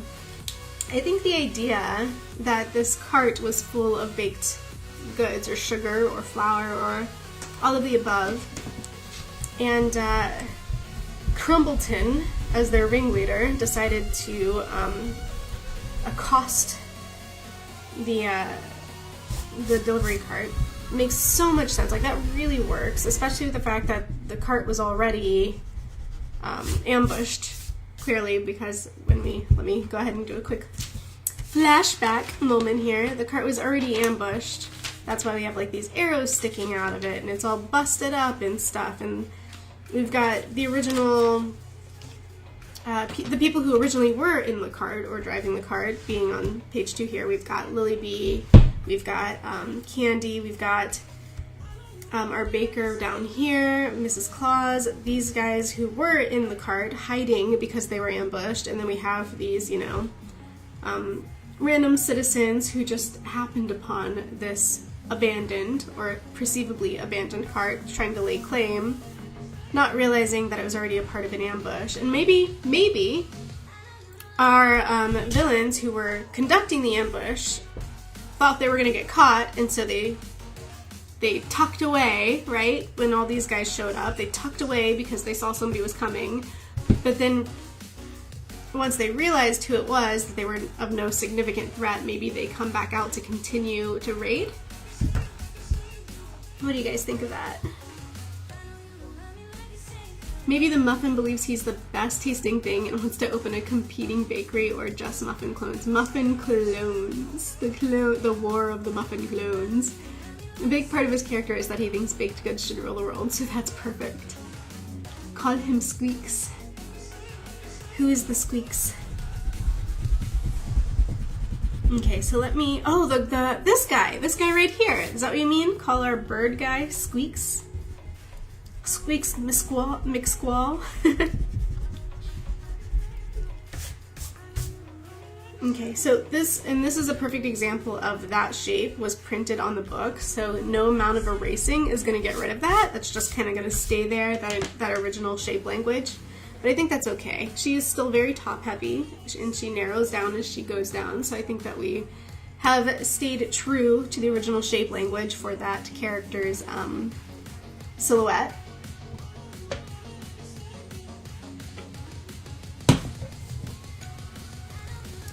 Okay, so then colors. My friends, we need colors. And so, first of all, this poor muffin has just been scorched. This is a scorched blueberry muffin. This is no ordinary blueberry muffin, my friends. This is a scorched blueberry muffin. So I'm going to go ahead and drop in the berry color really quickly. These are berries, the ones that have survived. Oh, I forgot to erase the pencil marks. My bad. I got so caught up in wanting to color this guy that I forgot to erase the pencils. Although some of the pencils I may leave, like just this hatching that's scoring the scorch marks for us here. I may just leave that on there. Hi, Crazy Chimp Collective. Welcome to the stream. I'm so excited you were able to make it. It's Remy Chan. Welcome. We are just now starting to color some new characters. We have created a couple of villains. We do have spots for a few more. The flower character is so cute as Comic Maker. I wonder if you remember in The Little Booty. Yes. Let's see. Blah, blah, blah, blah. Where did that page go? Did I lose my bookmark? I might have. Did I lose my book? Yes, I did. My bookmarks. I have two bookmarks here. They're both just loose pictures that I drew, like a coffee cup and a roasted marshmallow, because I'm not motivated by food at all, I guess. Yes, that booty. That booty. Yeah, Dave is so cute. I'm really proud, actually, of how this cat turned out right here. So, Black Cat Kitchen, if you're here, I really hope you like it. I'm really proud of how Zelda looks in this panel. That look back over the shoulder. I'm really excited about that one. But yes, we are creating some villains, my friend Remy Chan, for this comic that we've already started at the last couple of streams. And we are just now, bookmark, okay. We are just now starting to color a few, but we have three fingers, there we go. We have three. And we are able to make a couple more. We have a couple extra spaces available. You're lucky I woke up at midnight. Your stream is at 1 a.m. Oh my goodness. I super appreciate you being here. That is so crazy early. Oh man. Well, don't feel at all obligated to stay, obviously, but I do appreciate you being here. If you are feeling awake, if you're having trouble sleeping or something, I absolutely encourage you to stick around. But if you are feeling the call of the Sandman, by all means, do get some sleep.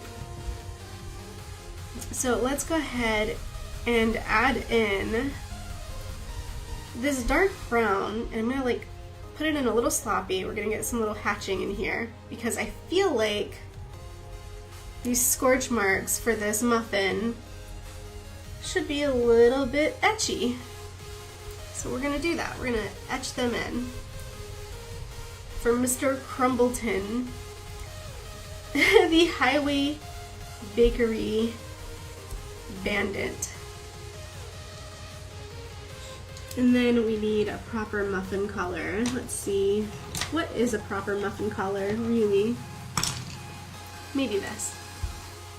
You just went to bed early in the evening. Well, welcome back. Welcome, good morning, I suppose. I mean, technically 1 a.m. it does qualify for a good morning. Enter Sandman, right? So let's see. Well, I'm glad that you are here, and if you want to help us create a cast of villains, today's stream is all about the bad guys. So, cue Billie Eilish's I'm a Bad Guy song. And then, yeah, we have two more spots, right here and right here. If you want to go ahead and pick one and then give me some information about a character you would like to create. Go for a sadistic demon girl who seeks to own all confectionery or something. You are right on brand, my friend. This has definitely been a very bakery-centric. I mean, are we all just in the Christmas spirit and looking forward to Christmas cookies and pies or something? I don't know what's going on here, but I am for it. I am all about it. Consider me on board. And we will go ahead and create, and since you're wanting to create sort of a demon girl, let's go ahead and go then with this hourglass shape over here for that character. And I perceive there might be potential for some serious conflict between who thinks who's the leader here. Is Crumpleton Batterson III truly the leader of this outfit of bandits, or does our demon girl of our confectionery demon girl, the true ringleader, discuss?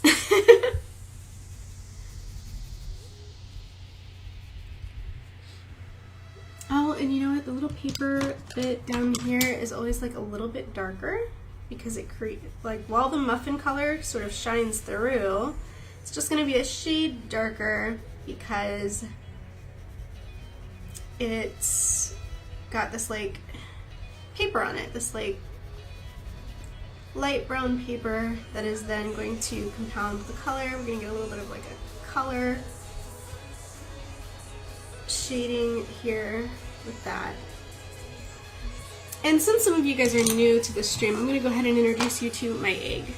This is my egg, and what I mean by that is that it is an Easter egg. It's an older Easter egg basket. It's a little bit damaged over here, but this is where I keep my loose colored pencils that used to be in a plastic bag that was thrown in the bottom of a drawer somewhere for probably my entire life. But I have since transferred them to this egg. I mean, a couple years now it's been, you know, sort of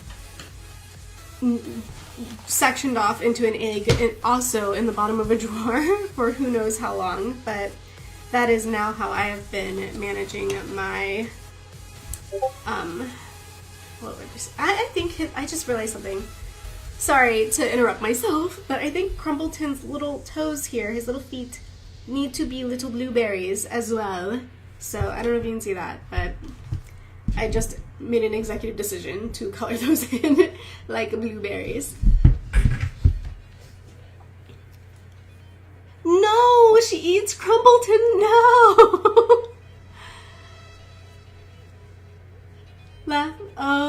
I just took what I could see you'd made already and decided to thwart my usual edgy instincts. Well, Crumpleton is a muffin, so he can't do much to fight a demon. A confectionery item, after all. Too true, too true. He could run away with his little blueberry feet. He could run away with his little blueberry feet. Who knows, maybe he's really speedy. You never know. He could be really fast on his toes. That could be her internal thoughts. Once they take over, she will eat him and be the leader. Well, if he's trying to create a Crumpleton clone army, that's just the more the merrier, and I could see her holding out until she has an unlimited supply. The pencil edgy. Nancy gets me. Yeah, I can see where this is going. Oh dear. There's definitely some double crossing in the works between these, like you do when you are part of a villainous group of villainy thugs.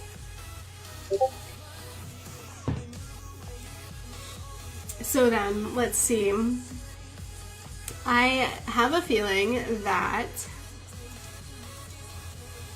we need to pick a color for his napkin cape, and I'm trying to think what is not going to get lost in the backgrounds here, because I know, so the road is kind of like this red, this like mahogany reddish color, like a, yeah, I'm not going to describe it any better than that, so don't want to do that, because if he's spending a lot of time on the road or on the path or anything, I don't want his cape blending in with that. We also don't want to do sky blue. And brown is just boring, so I don't think that we're going to have a conflict of interest with the brown, but yeah, I think it needs to not be blue, not be red, and not be brown. This yellow patch kind of really pops. Maybe we could do a yellow napkin cape. What do you think? Crumpleton runs and joins the good guys to overpower the demon girl. It's the great switcheroo. Looking at crone names for so long. Have you found any that like you feel might fit deadlight switch for your character. Dr. Crow, he is a mad scientist. I mean, it does suit Dr. Crow. Speaking of Dr. Crow, let's go ahead and add some color to him. He's got on this steel looking mask here, so let's go ahead and throw down some light gray right here for that. And then, so here's the thing. Just like Zelda, we're gonna have black, but because he is a crow, we talked about adding that nice blue-green sheen to the feathers, and we have this beautiful, like, dark green. It's called Vert Fonts. Oh no, wait, sorry, dark green. I think Vert Fonts might be like the pencil maker. So it's this really pretty dark green. I think that might work to give it like that feathery sheen, you know? So let's, and then it would be kind of like where the light hits. So let's figure out, where does the light hit? Maybe like, we'll do like here, I think. We'll try that. We'll try some light hitting like up here. And we'll do the same back here, the tail feathers.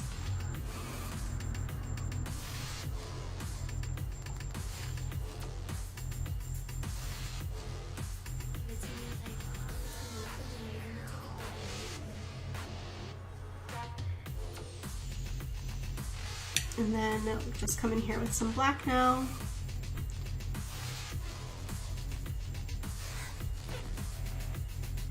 And give him a very crow-like,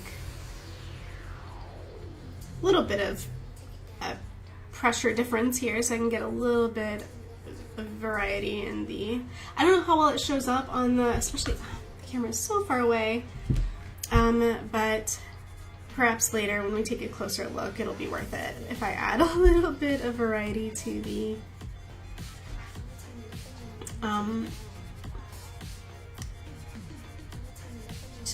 pressure I'm pushing into the pencil.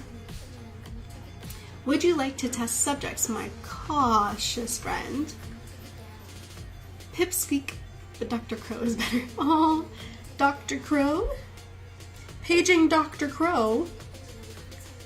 If you're needed in operations. I actually don't watch a lot of I don't watch a lot of like doctor dramas or anything, so I'm not really sure what they say, but was I close? Was I even a little bit close? Was that passable? Did I sound like I knew what I was talking about before I outed myself?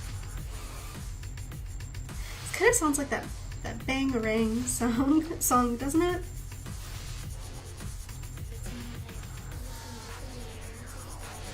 So then, yeah, I'm thinking like, whew, this character and then the cat character, that's just gonna be such a feisty matchup.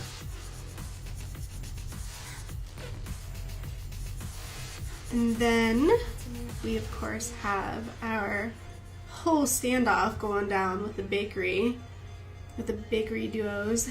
Well, not duos, at this point we've got multiple overlapping character nuances, which is amazing. Alright, so let's see, let's add, so it's Dr. Crow then. You said Dr. Crow's better, so we're gonna go with Dr. Crow, and maybe Pipsqueak could be like, maybe before he became an angry mad scientist, everybody called him Pipsqueak, and he was not too fond of that, and so he decided to, hang on a minute, Doctor, is it DR or is it D, Dr. Crow, DR. DR dot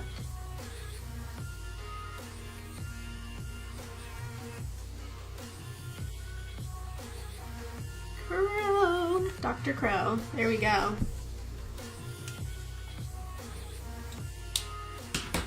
And then I think, let's come in here. So I put the lighting on that side, so I'm gonna have to, there we go, something like that. Pipsqueak is great, yes.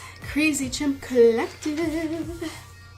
Alright, so we are gonna have to add, oh dear, did I do it again? I did. Somehow I keep removing, there we go. that. And did I hear, Callie, what were your thoughts of purple or like are we talking purple or like orchid? Is that for the cape colors? Reason he now stands taller is because he genetically enhanced himself to be bigger, better, faster, stronger. I added faster, but yes. Yeah, it plays right into the whole mad scientist thing. I agree. I think that works. So now let's go ahead and give him some gray slacks to really match with that. I don't know why this is so scratchy. I really laid this in kind of funny. To match with that mask, and then should his lab coat be white, or are we thinking like a dark lab coat? What is our thoughts here on wardrobe? Oh, and his hands should obviously still be crow hands. He needs his black feathery crow hands. So we'll do that right there. And then because I said purple is kind of a villain color, I'm just gonna make the strap to the mask purple so that we can tell that it's a strap and not an extension of the metal. Dr. Crow looks amazing, I know, right? And it's gonna be such a nice obstacle for Zelda, cat and bird. It's gonna be so cool to pit these two against each other. I can just imagine that that's gonna be pretty epic.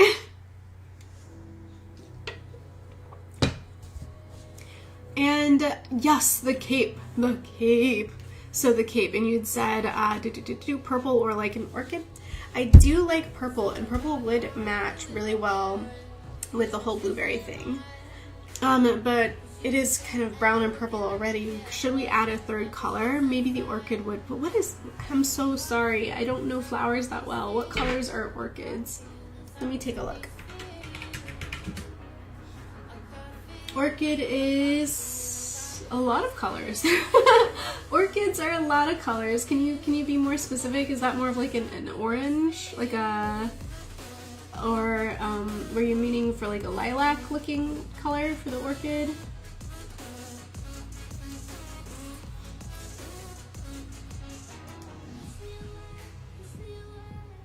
Working and lurking in the background. Absolutely, S Comic Maker. That sounds perfect, and I'm so glad that you're here and that you think it's fun. I'm super glad that it's coming across really fun.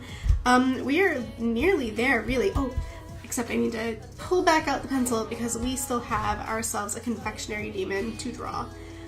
So I'm going to quickly sneak over here. So when I am doing stuff that doesn't involve touching this book, I'm gonna go ahead and put myself back on screen so you guys can watch me struggle to find references.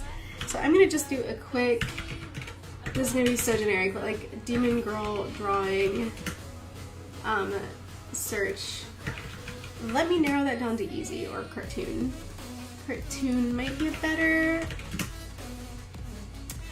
Alright, so that should help me a little bit with conceptualizing this character that you have given me. Deep reddish pink, like almost magenta. Okay, so unfortunately I hate to do it, but I think that may not be a great idea, only because that's very similar. The magenta is very similar to this color that we've got here that's going to be the road that they're kind of traveling on. It's not quite a yellow brick road, but we've kind of got like a red road going here, so like very red dirt. Just because I want to make everything brown. We had the brown cart, the brown trees, and so I just went with a red dirt. But yeah, so let's see if we can do. So maybe we will try like a purple then for that cape. Still going like a champ. Yeah. I probably will go, so maybe another hour after this. I'm gonna finish up these two right here, and then we are going to jump into drafting our page, and of course I will color the page off screen for you guys so that I can present it at the next stream in all its beautiful glory. That's why colors here matter so much in the when we're developing the character, so that when I can't ask you questions, I'll have all the answers I need right here. But I think story-wise, we're developing some really, really good story concepts and background material for these guys, so we'll definitely be able to jump into drafting the canonical page very, very soon. But very quickly, I want to make sure we get ourselves this demon character right here to round out our cast of villains. And maybe in a future stream, we'll do one more for like our big bad, like our ultimate boss or something. But right now, let's try adding our confectionery demon. This is dangerous. This is very dangerous. Yes, it just depends if you can make it dark and deep enough to contrast. This is true. I am working with colored pencils though, so I'm also kind of like acknowledging my limitations because I don't really know that much about blending with traditional media. I am still very much learning when it comes to this stuff. I've been drawing digitally for 10 years and I haven't really done that much with physical media, so you guys don't want to see me paint. Trust me, that would be a hot mess, and I would be so embarrassed for you guys to see me trying to paint and how terrible I'm positive that that would go. Oh no, your phone died, but welcome back. I'm glad you were able to get back on. Put a symbol in the boxes for the villains. Like maybe like something like the dead eye symbol, like the X's, like that. 2 X's and a. We'll do that up here with this guy, Dr. Crow. Our bad guys will have this, and then Schmeegal. She needs one too, and then this character will also need one, and that way we know those are our villains. All right, so then really quickly, let's go ahead. I'm going to come a little bit out of the panel here, just because they drew this thing so big it fully filled the panel. So our demon girl, let's give ourselves a character here, is going to have, what do you think? Should she have wings? I feel like she should have wings, but they should be like those little baddish looking wings, not like angel wings, you know, but like the opposite of that.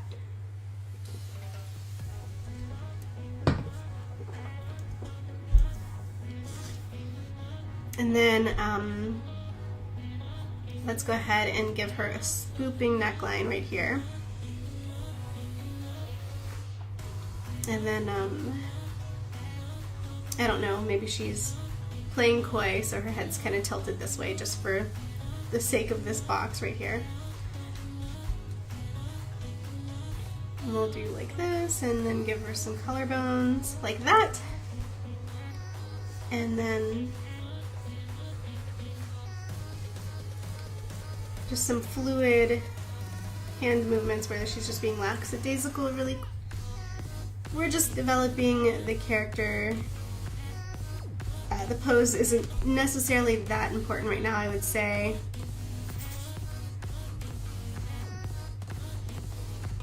So we'll just do like that. And then I sent some references. Oh, you did? Where should I find the references? Are they in Discord? Let me know what channel to look in, and I'll look in there, because references will definitely speed this up, because if I have a reference, then I can get through this pretty quickly instead of pausing for questions. In DMs. Oh, I see. Okay. I see the DM. Oh, she's so cute! Oh, yeah. Oh, okay, so I like the bangs a whole lot. Really cute references. Okay, so we're gonna do this. We're gonna make this character happen, and then we're gonna start on our next page. Saves you going into the pits of Google image searching. Oh my gosh, right? That's so true. That is so true. Okay, so we're gonna give this character some really cute, like really sharp bangs. They're gonna have like a really solid flat line. And then of course, she needs horns, so she's gonna get some horns. We're just gonna cut into that panel up here just a teensy bit to give her this. And then we'll give her, so you give me two options, long hair or short hair. I think we're just gonna do some sweeping long hair, some very straight, very sweeping long hair. And then let's do, I don't wanna keep like this full like silhouette like this because I'm not a huge fan of eliminating internal organs.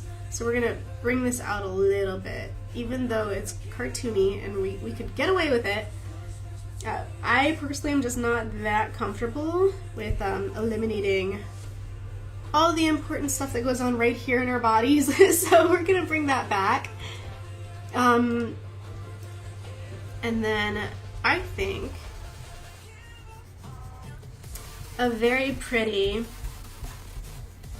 and what color do you think? Purple or red for this dress? Just like this very, like, almost cocktail style dress, right? Like, ooh, confectionery. She's a confectionery demon. I feel like maybe it should be shiny or sparkly, like it's covered in sugar. Wouldn't that be cool? Like a very sugary dress? Ooh, we could do, so instead of like a red or a purple, we could grab, where is it? I know I have it. We could grab this silver. It's a silver painter's pen. And we can make it look like a dress that's just like coated in this shiny, like sugary color. What do you think? I'm attuned to a demon girl Google search. Savage. Awesome. So then, yeah, let's, I'm gonna keep going with the drawing and then I will just keep an eye on here to see what you say. Strawberry red? Let me know if that's a delay and that you mean strawberry, like you're set on it, or if I just need to, I'll wait a little bit to see what you say in case there's any kind of delay on the feedback. But yeah, so now we have this dress with this beautiful silhouette. There, now your brain is working. Yeah, I'm awake now. I'm awake, which is great. So now let's go ahead and pop some eyes on here, a cute little nose, and a smile that says, I get whatever I want. It's just inevitable. Okay, cool. So now let's line her. We've got to add some line art and some color. Okay, so it was delayed. It is our webcomic. We are doing this together, so I definitely want to honor your guys' ideas. And let's...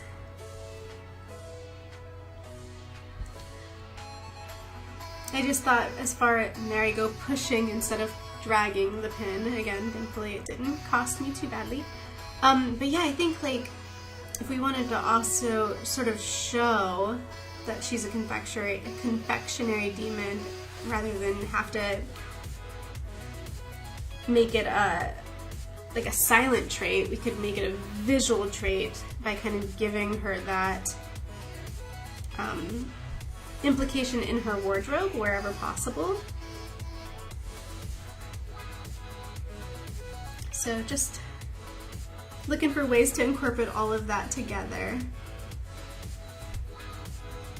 And then should she have, I'm seeing like, so with the shape that was already in here, I'm seeing like pointy like shoulders. Should I add that as like an element of the dress?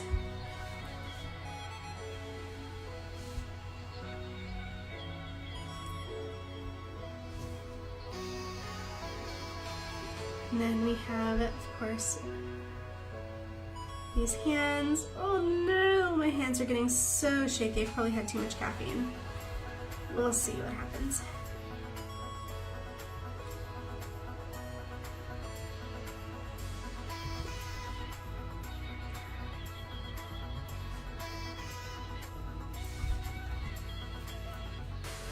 Seven candy cane wings might be a bit complex to draw on several planes over time. That is true.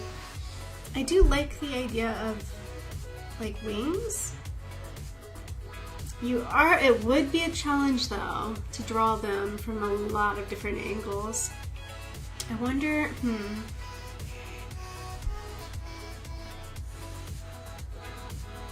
But at the same time, adding like an aspect of that, I feel like it's super valid. And like, let's see, let me grab the pencil again and see what I can sort of work in here. So we're talking candy cane wings. So candy cane, at least the shape, right? Let me move that villain symbol somewhere else. At least the candy cane shape.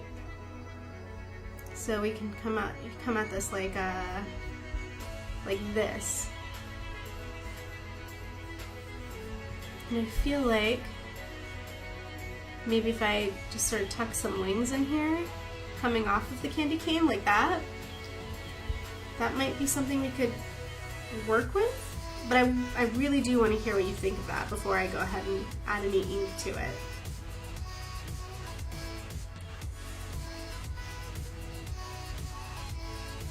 And then of course we could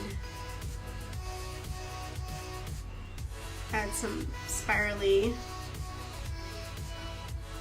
bits like that. And then while I wait for that to catch up with the delay, I'm going to go ahead and color in this cape.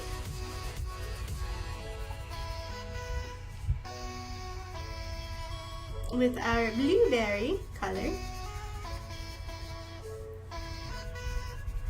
Because nothing says villain like the regal color of purple. So here we go. We have, I feel like Mr. Crumbleton Batterson deserves nothing less than the glorious regal color purple.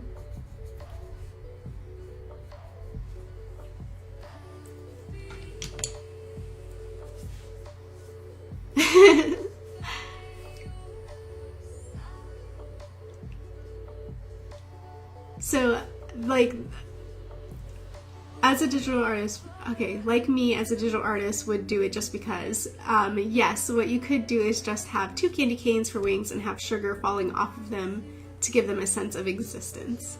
Okay, so then we're gonna do this, and we will, like you said, we will make it work. We are gonna make this work. So let's start with this one back here.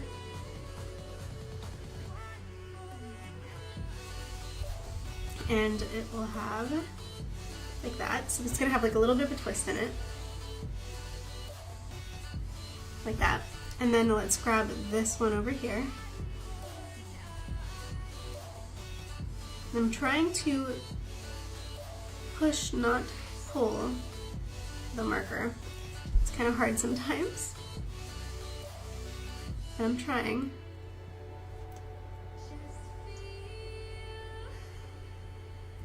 So there we go, and I think once I add, I'm going to, not add, but once I erase the pencil here, we'll have ourselves, we'll do some like cap sleeves like that. We will have ourselves a more legible, more readable design here. And face, I forgot to ink the face. Let's go ahead and do that now before I forget again. Or before I start erasing and then go, oh no, something's missing. I wonder what it is. Awesome. Oh man, so I think with that, throw some color in these two and we are ready for... Thank you, Callie. I'm so glad. I'm so glad that the colors worked out. That's so good. We are so close, my friends, to moving on to that page, and then I start getting really, really nervous because I have to figure out how to make these story elements fit into the panels. But you guys are here to help me, so that's good, and we will work together to make this thing work.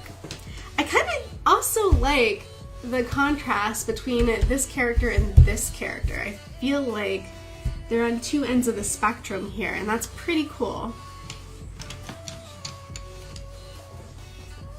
Nancy, are you still here? Did you tell me what color you wanted Schmiegal's hair to be? Because I don't remember. Also, Crazy Chimp Collective, this character needs a name.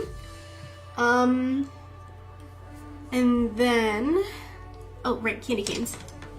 Candy canes, candy canes. Let's give her some candy cane wings.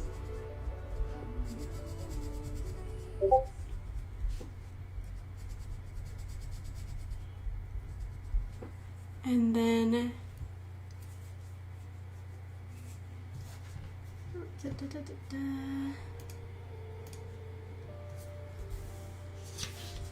come over here to this side and do the same thing.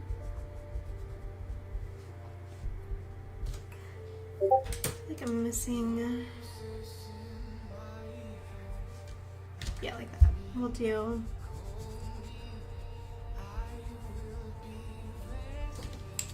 there we go. And maybe then we'll get this on the ears, and then like we had mentioned before, a very sugary dress. So let's come in here with this pure shimmery color pen.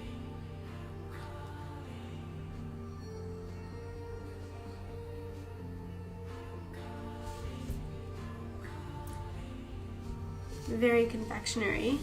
At least I think so. I'm hoping that the camera is picking up on this. You guys let me know if this is translating well. Because what we should be seeing here is just a very sugary, almost Cinderella-like color to this dress.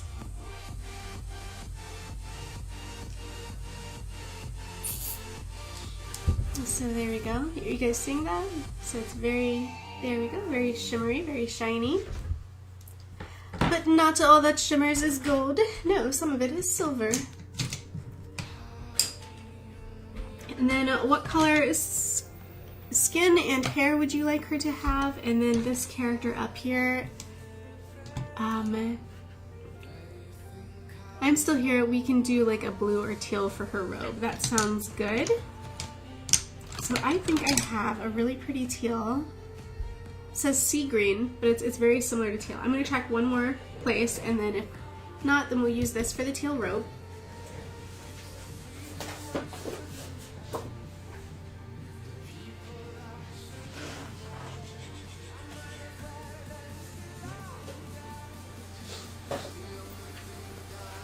Okay, so as far as teals go, I think this is our best, so we're going to go with this one.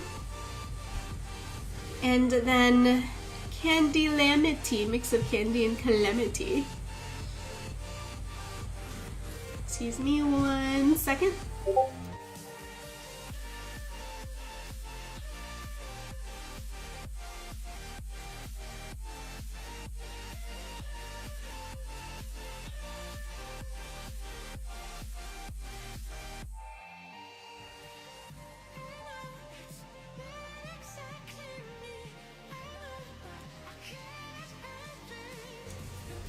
Deep red hair and skin's maybe a pale purple, and Nancy's hair brown, skin kind of gray. Okay, we'll do that.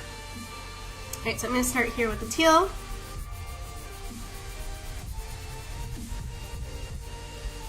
And we will get that on the page.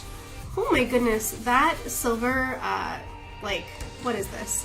Paint pen has such a strong scent. I was not prepared for that. God, does anybody work with these before? Because wow, that one, it really it smells like I just painted, well, it's clearly paint. I feel like I just painted, I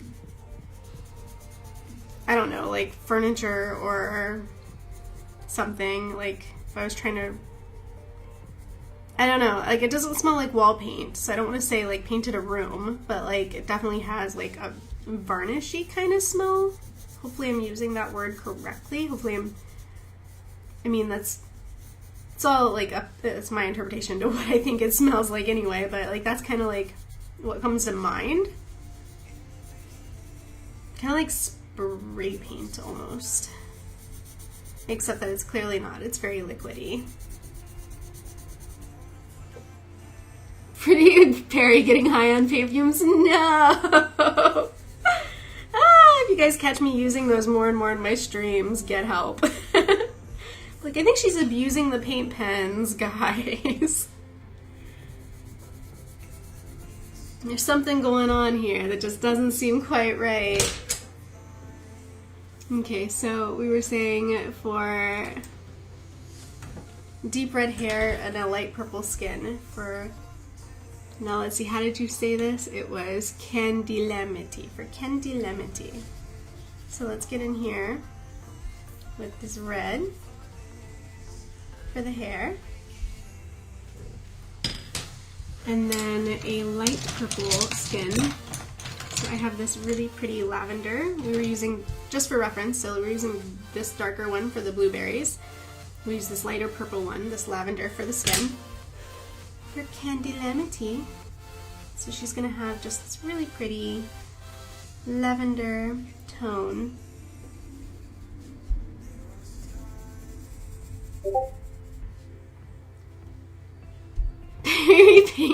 PerryPictures paint puffing. Oh no! Perry no more, it's painty. Oh dear. Come to Perry's streams, watch her get loopy off paint. Perry like you've never seen Perry before. And this, ladies and gentlemen, is why I don't paint. No, I'm just kidding.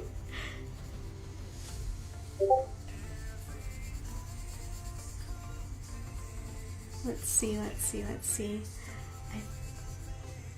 I do like this color. This is a pretty, pretty color.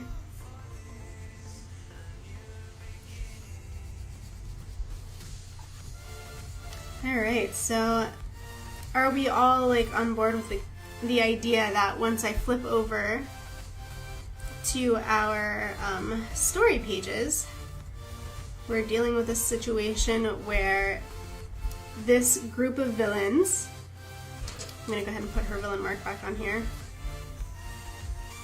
were, they had ambushed the cart initially, and then they tucked away thinking that they were being found out, and then once they realized that the people that came up to the cart after them were not, like, I don't know, knights or your stereotypical adventurers, they decided it was okay to come back out from hiding and continue the job, where they are now going to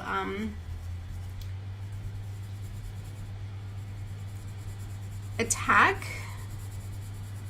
our innocent bystanders, all for the sake of the baked,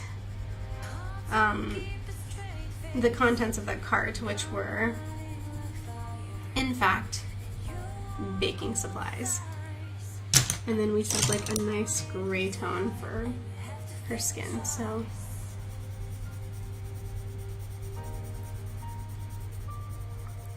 There we go. My friends, we have ourselves some pretty remarkable villains, I would say. I'm gonna go ahead and drop this name on here really quickly for our character, Candilemity.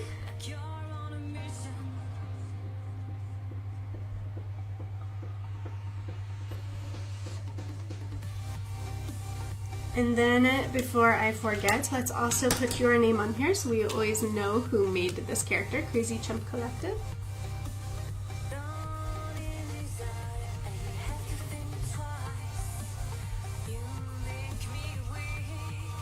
There we go. Okay guys, here's where it gets really interesting. So glad I gave you a chance to use it. Yes, let's do this. So, man, here we have Shmigal Candilemity, the dear Crumbleton Batterson III, and none other than Dr. Crow. These are our bad guys, my friends, and I'm going to go ahead and bookmark this page because it is time to do the story. Remy Chan will do. Oh, Remy Chan. Okay, so now I will go ahead and add that because I don't want you to have to keep telling me. So I don't forget. We'll also do AKA Remy Chan.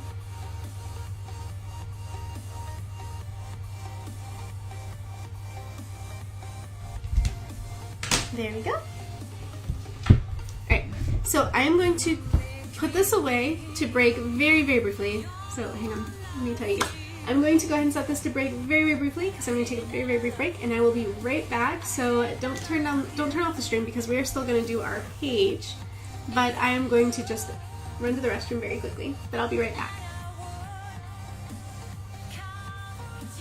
We'll do this stream. We'll do this screen while I'm gone.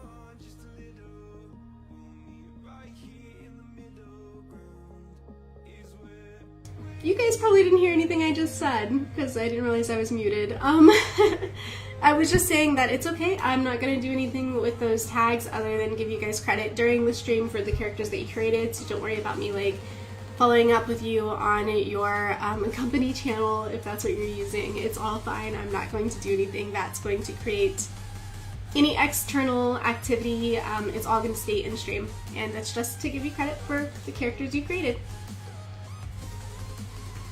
So let's go ahead and figure out, okay, as beautiful as these are, it's time to flip the page and start the next chapter. They're not really chapters, but I kind of feel like I can get away with calling them chapters because each stream is kind of its own chapter, you know?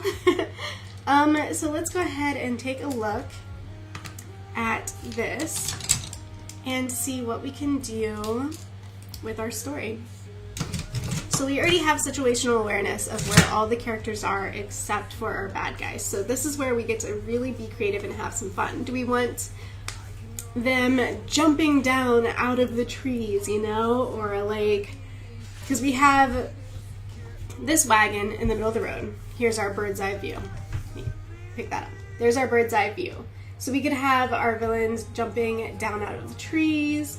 We could have them charging up the street or something that anywhere that we haven't already that's not already taken, I would say. So like obviously we have Candy in the cart, that's already taken. We have Chase. We have well, all of these guys have kind of swung around and are arguing now in one side of the cart. So we have these guys surrounding the cart. We have Candy in the cart, we have Lily Bee under the cart, and we have right next to the cart, right off the side of the street, hiding behind one of the trees, Mrs. Claus. So that's just for situational awareness. That's where everybody is. This is our setting. Where do we want these villains to be? Are they charging up the road? Are they charging over the grassy hill, like coming from this direction or this direction? Or maybe are they jumping down out of the trees? Those are some things that we can experiment with and figure out how do we want to introduce these characters to this scene. And we're looking at this page right here. So this is our layout that we're playing with. We have this really large panel here, so we can do something super bombastic with that. Like we have a lot of space here to create something impactful. And then we can have either like it could be a three-part thing, like we have a big scene here, and then we have like sort of like the whole pirates, you know, like coming out and like battle charging from different angles here, or we could do like a big ambush shot here, and then maybe some reaction shots here. You know, there's a lot of opportunity to do something different here, but I definitely think you know, unless you guys come up with something even better, I think that this long shot in the middle is a great opportunity. This really skinny panel is a great opportunity for some dialogue for our villains, so they can kind of like give a little expose on what they want and why they're here. And then maybe even for this last two panels, we can have a little bit of back and forth. Like maybe there's like, maybe Crumbleton wanted to say the line because he thought he was in charge, and then maybe Candy Lamity, you know, is arguing about she's in charge or something like that. Or something a little bit more to the effect of, we could have like sort of a face-off. Like we see that there's a cat and a bird, like they could be having all their dialogue and drama up here about the whole baked goods bit, but then down here we see like that super extreme focus in on cat versus bird or something like that. So those are just some ideas, just based off of this page, looking at it. I sort of didn't premeditate anything. I mean, it couldn't have, because I didn't know what characters you guys were going to give me. But those are just some ideas, and I'm definitely interested in what you guys think so that we can sort of focus in on where we're going to take it. And if you guys have other ideas and you want to throw out additional thoughts, bring them on. I would love to do something really collaborative with this page, especially considering the amazing characters that you guys just gave me to work with. And I'm going to go full screen also so that you guys have full visibility on the page. I'm going to slide this over. I mean, I know we're not really using this page today, so you don't need to see it, but it's there if you want to see it, and then we have this to work with here. So maybe I will just keep it like this and keep myself up here like this so that we slide this over even more. We're only using this page today. And I don't know if my chat stopped because I'm not getting any new feed. I don't know. I'm gonna drink this.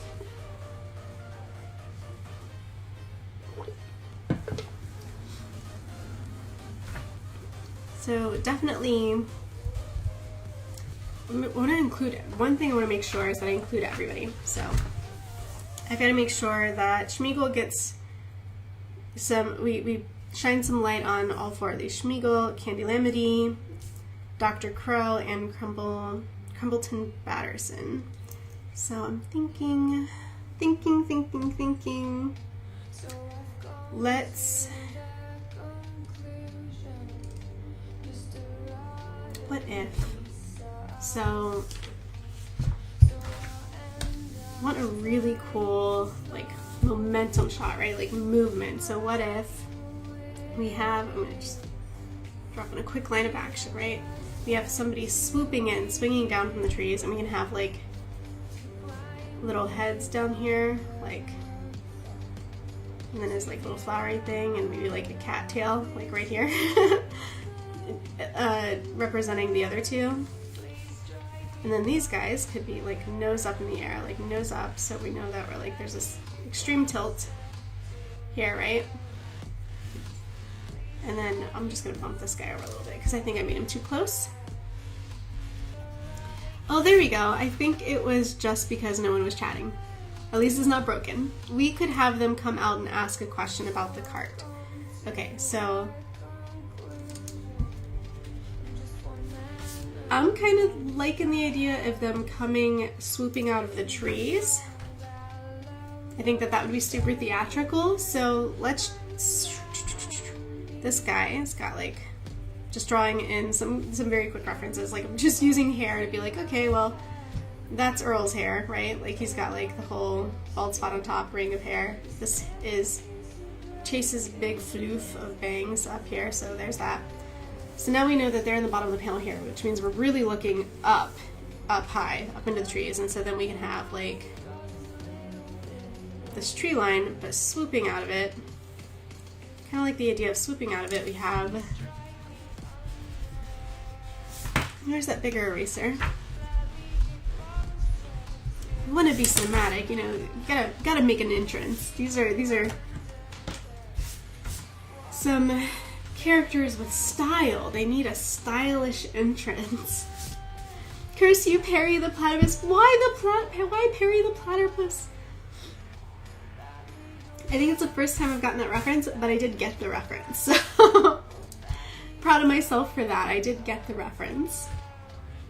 Hey you, back was getting a cup of tea. Welcome back.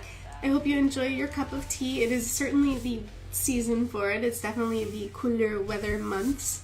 I'm still slow sipping my energy drink, which I think has actually made me so much more awake for this stream. So I'm actually kind of glad I got it. And I don't think that the drawings really suffered from that caffeine boost. I feel pretty confident with the way the line work turned out, so I think maybe I'm just getting more used to using the brush pen as well, so that could also be a big part of it. So what if, let's say we have, I'm gonna just put like, we're gonna put a shadowy shape here, right? Like shadowy shape coming down out of the trees. Woo, have like arms up like this, and then we'll have like another one flying out of the trees here, and I feel like there should be like a Bentley, or how would you do it? Like you're flying out of the tree. On the contrary, it's summer where you, that's true, you're like completely, your clock is all reversed of my clock, and yeah, you're drinking tea in an awkward time, my friend. Like in the video, I think I like your idea better. Have them drop down and swoop in. Maybe stake a claim to the cart. Alright, so then, yeah, let's pursue that. Let's pursue that thought. So feet first, woo! Because we want to have like this really dramatic whoosh, you know? Like really dramatic whoosh. So I'm going to go feet first, like,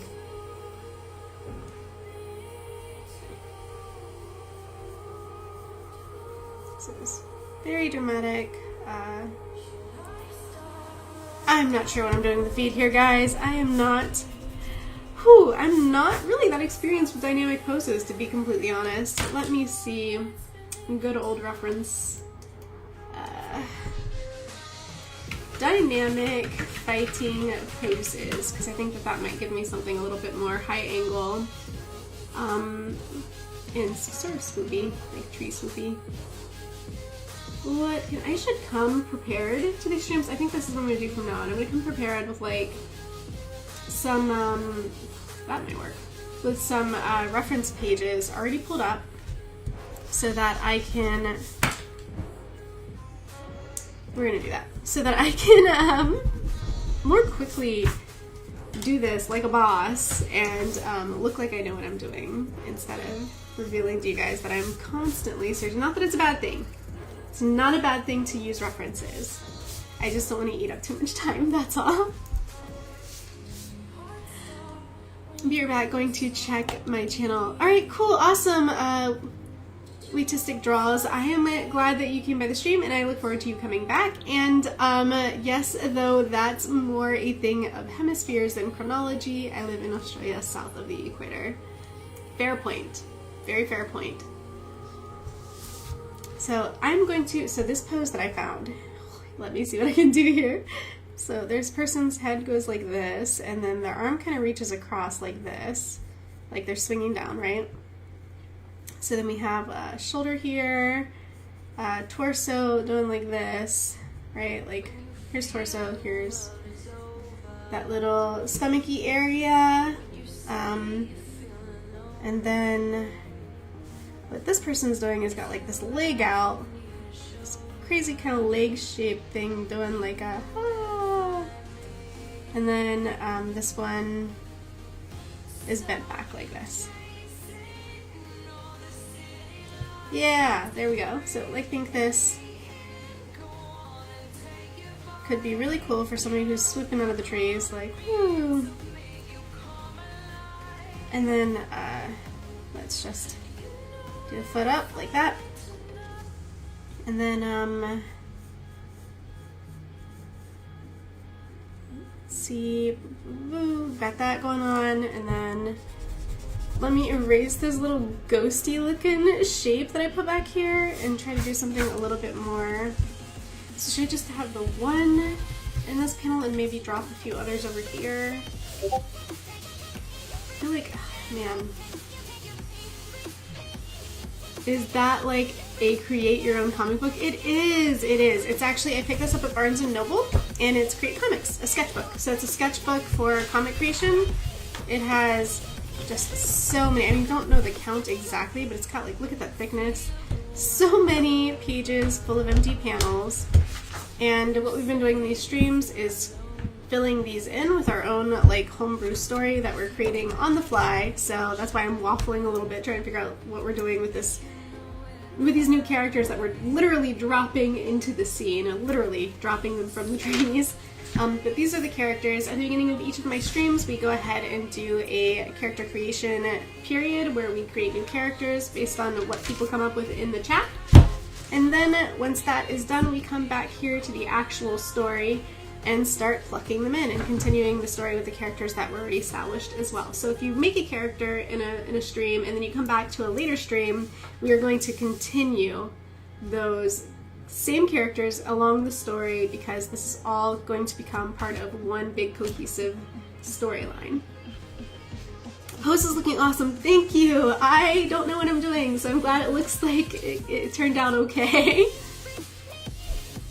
I've got so much work to complete today. I know. Oh my goodness. There's just so much to it. But I think, and I kind of want to do these as like 3-hour streams. I start at 7 at my time, end at 10, which we're getting kind of close to that.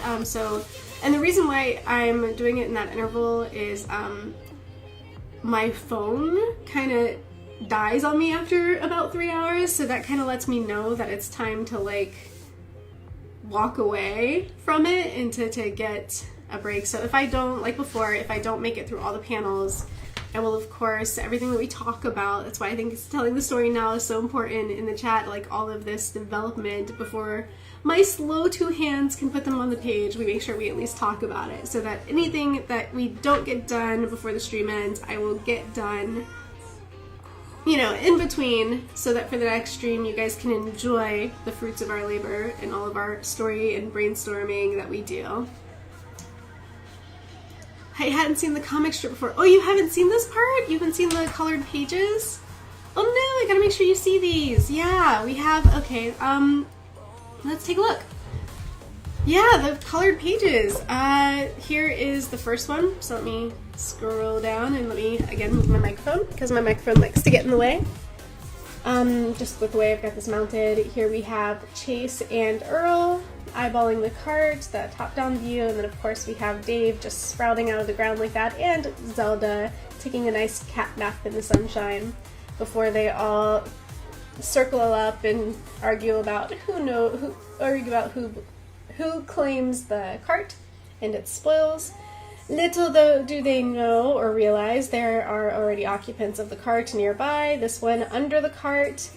These two continue their squabble. What makes it yours? It was left right in front of my burrow. Technically doesn't make it yours, and we have candy in the cart in that bag, just sort of like overhearing all of this. Dave, well, technically isn't here.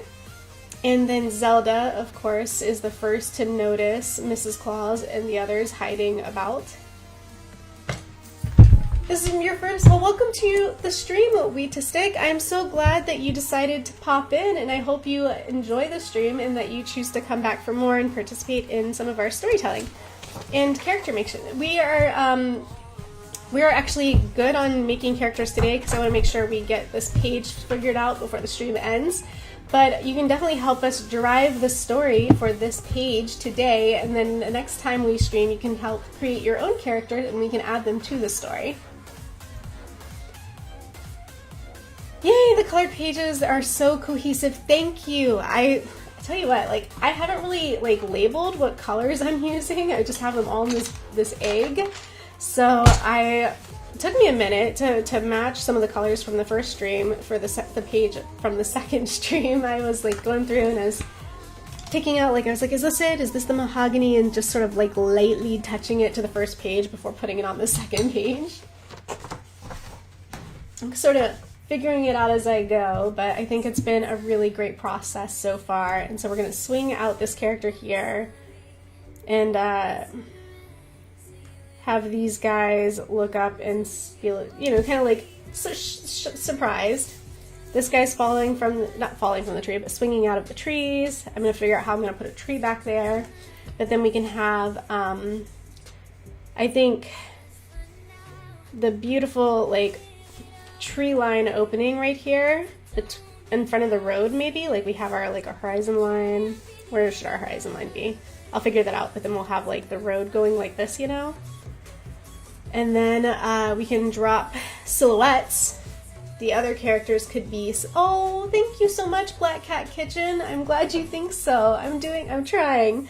And doing this also helps me to grow as well. Like, I get better by doing this. You guys give me characters to draw, and I do my best to draw what you guys describe, and that pushes me to try new things. And collaborating like this really does create new ideas that I wouldn't have on my own. So I'm able to learn more from that as well. So I'm thinking, though, we'll have this character here. We can have, so who has a really strong silhouette from our villains? I know the Muffin has a really strong silhouette, so I'm thinking we can, like, drop the Muffin down here. He's got kind of like a little Goomba shape, like a little flat top. But then, like this, right? And if we silhouetted him falling out, like, does he have arms? Oh man, that's an important question I feel like has to be asked. Callie, what do you think? Does our Muffin have arms? Does he have like little blueberry hands? Or, I know we gave him some little blueberry feet. Should he have some little blueberry? And I gotta remember the cape. Gotta remember the cape. So, do we have like little arms under here? You know, like, are there little blueberry arms, little blueberry hands under that Muffin? So that I can have him swing from the trees, or is he jumping down? Like, we could have him jumping down and we could have like his legs bent like he's jumping. Even if it's just his legs. They need to be a little bit wider. The knees need to bend out a little bit more, cartoony. Like that. Matrix style. Matrix style jump down from the trees. And then we have this cape just kind of billowing out like that. And then, who else can be dropping from the trees? We've got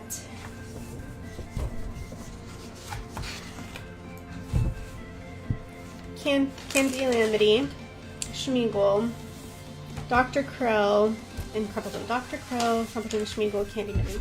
So I gotta figure out how I'm gonna drop these guys in. Be pretty hard to characterize him if he didn't. That's true. He would be hard to have him function well into just his mobility. I feel like would be pretty limited without hands. We could make it work with a little, just a little more effort, but he might be able to be more expressive if he also had arms and hands. For the moment, though, I'll be able to get away with just doing this, like, this leg bendy, jumpy thingy. Oh, and I can put this back, the microphone. And then, let's see, how's he gonna fight without arms? Shoot blueberries, headbutt, smoke kick? Schmoke kick! Jake the dog and Finn the human, the fun will never end adventure time. It feels like it's right in this vein. So then, right. So I'm going to put, we have Dr. Crow. I feel like Dr. Crow would be like a none of this nonsense kind of character. But maybe we should have him dropping out of the sky, like behind this character. Like, can I find another good, really good, action-y, dropping out of the sky pose? Schmiegal can carry him, and because she wants his favor. I thought you said flavor for a second there. She wants that blueberry flavor. That's what I thought I heard, but maybe not, maybe not. So then let's see, we've got another character kind of jumping down here as well. We'll give a little, like,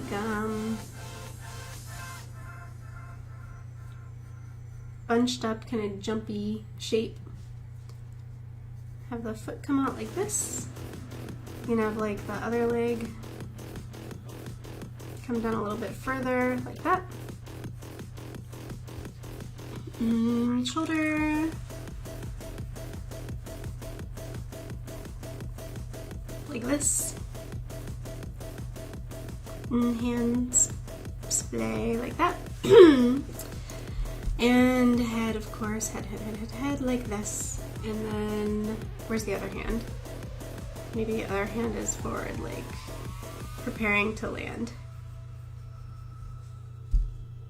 Now I feel like these legs are a little too short.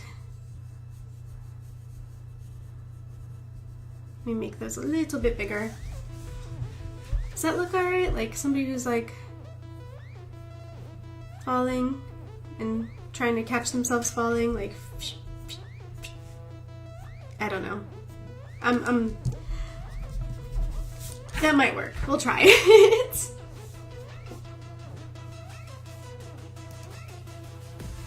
SpongeBob SquarePants, another epic cartoon. Oh my goodness, yes. I'm pretty sure Candy Lamity is more into that flavor. More accurate words have not been spoken. That is so very much the truth. Facts. If I've ever heard them. Facts. Alright, so we've got 1, 2, 3. I need a 4th. And I feel like it should be in this panel because I feel like that's just format wise, we just gotta do it. We've gotta put the 4th one here. So either we have, so I guess I gotta decide who these guys are. I mean, clearly we know who this one is. This figure cannot be mistaken. This reminds me more of Wander Over Yonder in regards of aesthetic, and I love it. I have not heard of that one, but now I'm gonna have to look it up after the stream. Wander Over Yonder, because now I'm gonna have to see what that looks like. Candy will eat both Candy Lamity and the muffin. Candy the kangaroo, she'll do it. I could see her do it. Candy Lamity is definitely into it. Alright, so then, so the question is then, do I want, so I'm thinking this one is probably Candy Lamity, right? Like this is probably Candy Lamity swinging from here. Then this question is this our Dr. Crow back here, or is this Schmiegal? And if so, the other person has to go in this frame. So either this has got to be Dr. Crow, or this has got to be Schmiegal on this side. And then of course I want boop, boop, boop, boop. This is our cart in the setting here. And we've got to have like that thing that I never found out the name for it, but it's like basically the thing that secures the cart to whatever's pulling the cart. So I don't know, the yoke or something. We've got that like running across the cart here. So just a rough background. I'll clean that up later just so we can get some point of reference. This guy's gonna plop down in here and try to land right on the cart. And then life is like a hurricane here in Duckburg. Raceways, lasers, airplanes, it's a duck blur. Might solve a mystery or write history. DuckTales, woo! Every day they're making DuckTales. Woo! I remember that one. My brother was a huge fan of DuckTales. He used to watch it all the time. I'll send you a highlight song from the show.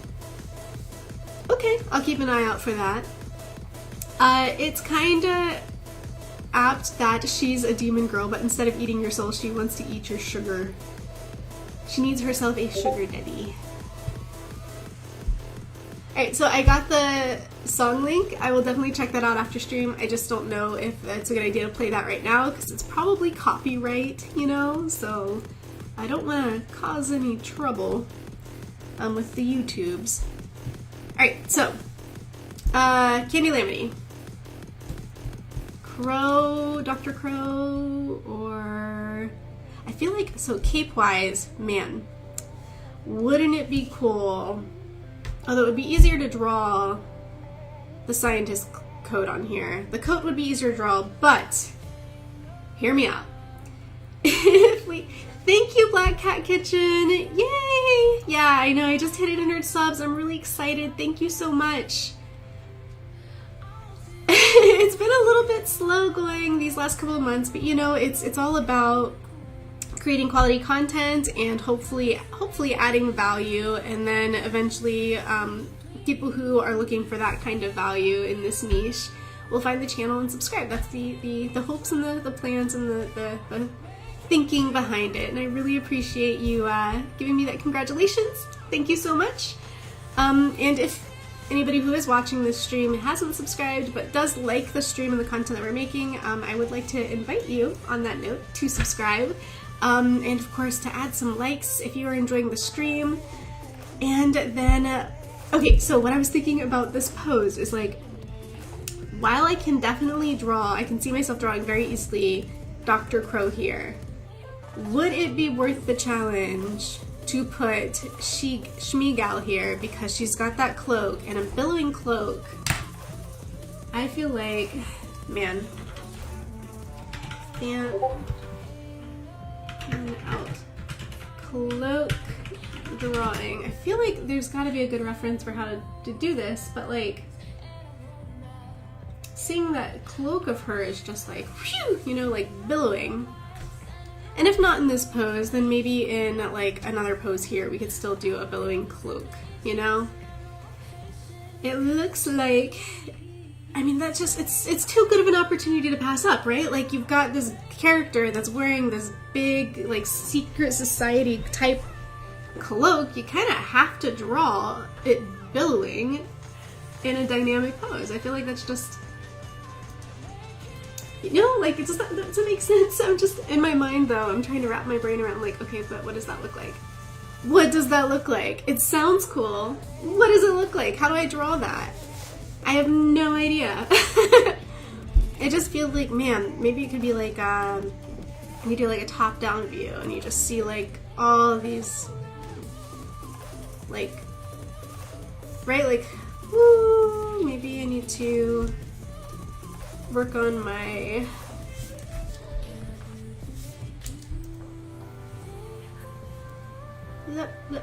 like that, maybe, and then it's like, and the cloak just kind of like pulls up like this, and then you have this right here like that or something. Or I'm probably not making this nearly as dynamic as it should be. I feel like there's so much opportunity to go bigger with this idea, and I feel like this isn't it. But I'm brainstorming my way there. Go for the throat, stick your hand in, claim all that goodness. You gotta embrace it. Like, yeah, I'm reading these backwards, so I have no context for what this means. Okay, so let's back up. Go for it. Like, yeah, no, when you see the glint of opportunity, you gotta embrace it. Go for the throat, stick your hand. Okay, now with context, reading it in order, it makes sense. Yes. So that's what I'm trying to do here. I see this opportunity for this just like super glamorous, like, billowing cape thing, and I just gotta figure out how to make it look cool. And this is my first instinct, is to come in here with it like this, and then like We need a foot, right? Like coming out of the...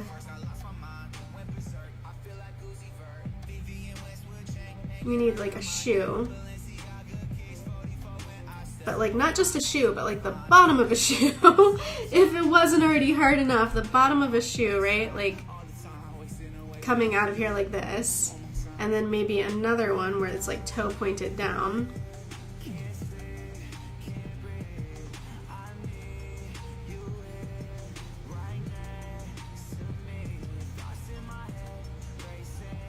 And then like the knee could be bent here.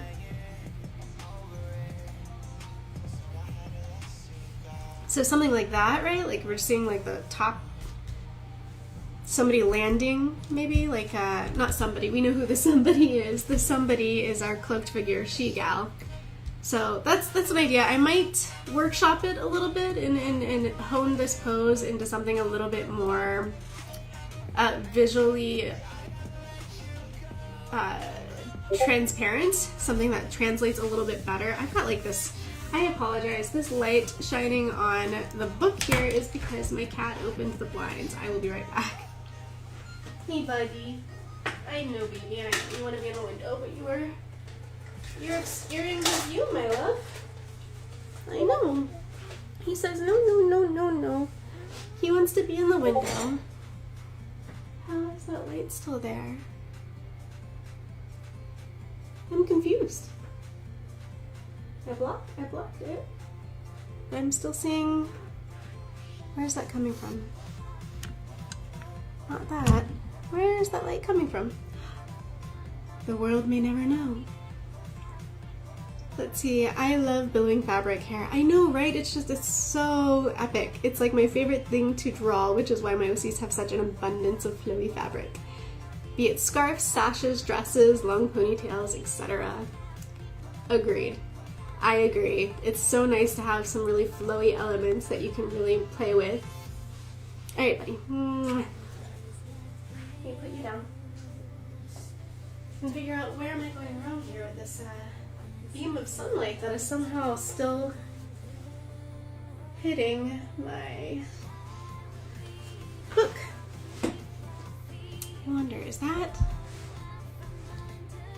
I don't know. I wonder if it's from the lights back here, like the, you know, the wall lights. But has that been there the whole time though? I feel like it hasn't. Troubleshooting. I don't want to troubleshoot during the stream though, so let's figure out. Maybe if I just get in front of it. I don't know. I'm trying, guys. Okay, so that might help if I just sit here. Yes, Shrimp. I had to put Shrimp on screen. He was opening the window blinds so he could poke his little head out the window, but unfortunately we were getting that weird like stripy light across here and it was making it a little bit hard to see the page, so I had to move him. Alright, so let's see. We are... Right. So we've got that one, so that makes this the Dr. Crow, and that makes this one Candy Lemony, and of course over here we have Mr. Crumbleton. And then, let's see. So we have these guys swooshing down, and I think... So now I've kind of painted myself into a corner here, because now I'm trying to think, like, how are we gonna put everybody in place for this scene where they've all like swooped in such a long narrow strip like this. I mean, I could always do, so here's a little trick I learned. You could always do like a top-down bird's eye view like I did with this one right here. This blah, blah, blah, blah, that panel right there. Those top-down bird's eye view in the long, narrow strips are great, but they're also really great for dialogue because you can kind of create your character very tiny when you're just drawing the top of their head, and it creates a lot of space for dialogue. So I could do something like that, especially since we have so many characters now in the scene that a top-down view might be the easiest way to establish the scene. But the thing is like now when I go and add text bubbles, I gotta make sure that you can tell who's saying them. Like, even though if we do a top-down view or really tiny, like, tiny little, like super small versions of the characters, like very light on the detail versions of the characters. I gotta make sure you still know it's them so you can tell who's talking. A villain panorama. Like how, sort of like how Marvel movies do, where they just kind of like scroll through their character lineup like it's the A-team.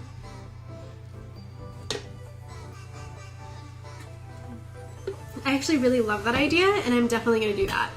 We are definitely doing that because you need to get a good look at them. So this will be our villains panorama. I love that idea. I'm stealing it. We're doing it.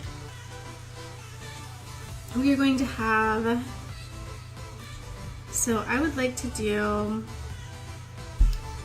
the cape, one with the cape down here. So we're going to have Schmiegal down here. And then I think we'll do, because I like layering, we'll do the muffin here.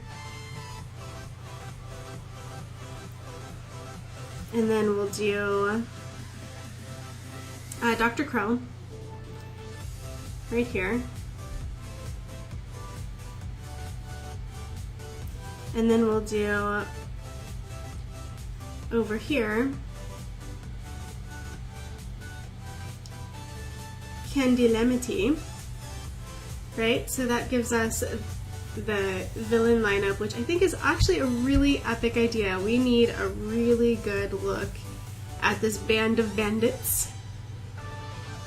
Perfect. It's so perfect. I love it. This page is coming together so good, you guys. I actually really love how this is shaping up. It looks like I actually know what I'm doing. You guys are really making me look good here, so I super duper appreciate it. This is gonna look so great. Alright, so then we have, oh, and you know what I just realized too, is this actually works out because it's gonna be like there to there to there to, yeah. So linearly, that lineup also matches up really nicely. Excellent, excellent, excellent. So now we just gotta figure out, and it is 10 o'clock my time, so I'm not sure how much battery life there's left on this phone to do all this streaming. So I wanna go ahead and establish what are we gonna put here and here before the stream tells me that I'm done, before my phone decides for me that I'm done. So I'm going to go ahead and tilt the phone down a little bit. Try to, there we go, so that we can see these panels a little better, so we can work on these two now. Because I feel like we need ourselves either a really nice like one-liner like right here, right, like this little speech bubble right here for, and I think that that works too in that space for our muffin dude, and then either, let's see. Thank you, I'm glad that it looks great. Yeah, the bust shots, those are exactly. But now the question is, what do we've got, like, we can have our stick 'em up kind of moment right here. But then we need some dialogue down here, I think. And I'm trying to think, like, what do you guys think? Should it be a matter of a squabble between some of our characters here, like Candy Lamity and Crumpleton arguing, or should we maybe do in the left corner, do the muffin saying something? Okay, so then in that case, should we put in this corner on the right Candy Lamity arguing with him then? Is that a cart in your proximity, or are you just happy to gawk? Candy Lamity introducing her ruthless self in the panel too. Okay, so it sounds like that's what we want to do here. It sounds to me like we want to have the muffin over here. Make myself a little note on the bottom. And then we want to have Candy Lamity over here. And they're both kind of vying for attention. They're both kind of thrusting themselves forward as the leader type. Yeah, we'll leave the betrayals till later. For sure. But it's definitely, we've definitely got it in the back pocket, especially for our little cloaked figure over here, who is definitely going to be a shifty, what's in it for me type character. Yes, so I think, yeah, I think we've got it. I think we've got this page, and then next week we'll come over here and we'll be able to no bars, no holds, all things go over here where we can work on both protagonist and antagonist and back and forth between the lot. We really get to create total chaos next stream on this page. So I think that wraps it up for today, because I would love to be able to detail these out even more on these panels for you guys like I did the first time, so you could really see the line work before I wrapped it up. But it's kind of gotten pretty late, so I'm gonna go ahead and close out now, but come back next stream, because we are going to do this page where honestly all the action really kicks off. We've been doing introductions for the last 3 streams, but now it's time to get into the meat and potatoes of this comic and to start creating some activity and some action between our characters, and that is what's coming up. So I definitely think that that's going to be a really fun stream. Yeah, it's going to be a really delicious stream. It's going to be very sugary sweet. And so let me go ahead and bring myself back in here. Okay, so primp a little bit, and then I will say my farewells. And of course, before we do that, when's the next stream? Exactly, that's something I've got to let you guys know. So let me go over here and pull up. What I have done is I've created little calendars that I'll preload every month, and it's going to say on my community tab when the next stream is. Of course, this is the last stream for December, so I'm going to go over here and take a look at the January calendar really quickly, and I will switch this screen over for you guys so that you can see that. It's a little bit off center, so we'll swing this over a little bit. And for January, our first stream is going to be the 15th. I apologize that we're not going to do it on Saturday the 1st, because that would naturally be the 2 weeks from now mark, but it is, you know, it's New Year's. It's New Year's Day, and I just thought that, you know, I'm probably going to be busy with family on New Year's Day. You guys are probably going to be busy with your families or friends on New Year's Day, so it just didn't seem like a really smart thing to do to host a stream on that day. So next stream will be the 15th, and I will of course set up a stream prompt reminder when it gets closer to the date, so hopefully you guys will see that on your timeline. If you want to make sure that you see it on your timeline, make sure to hit the bell notification, subscribe and hit the bell, that way you don't miss this when it does come out. And I will do my best to make sure that the notifications reach you so that you don't miss the next stream and you get to continue steering the trajectory of your characters for this comic. Make sure you get in last remarks or comments if you want to make comments, and I will see you guys on the next stream in January 2022. Thanks everyone, bye!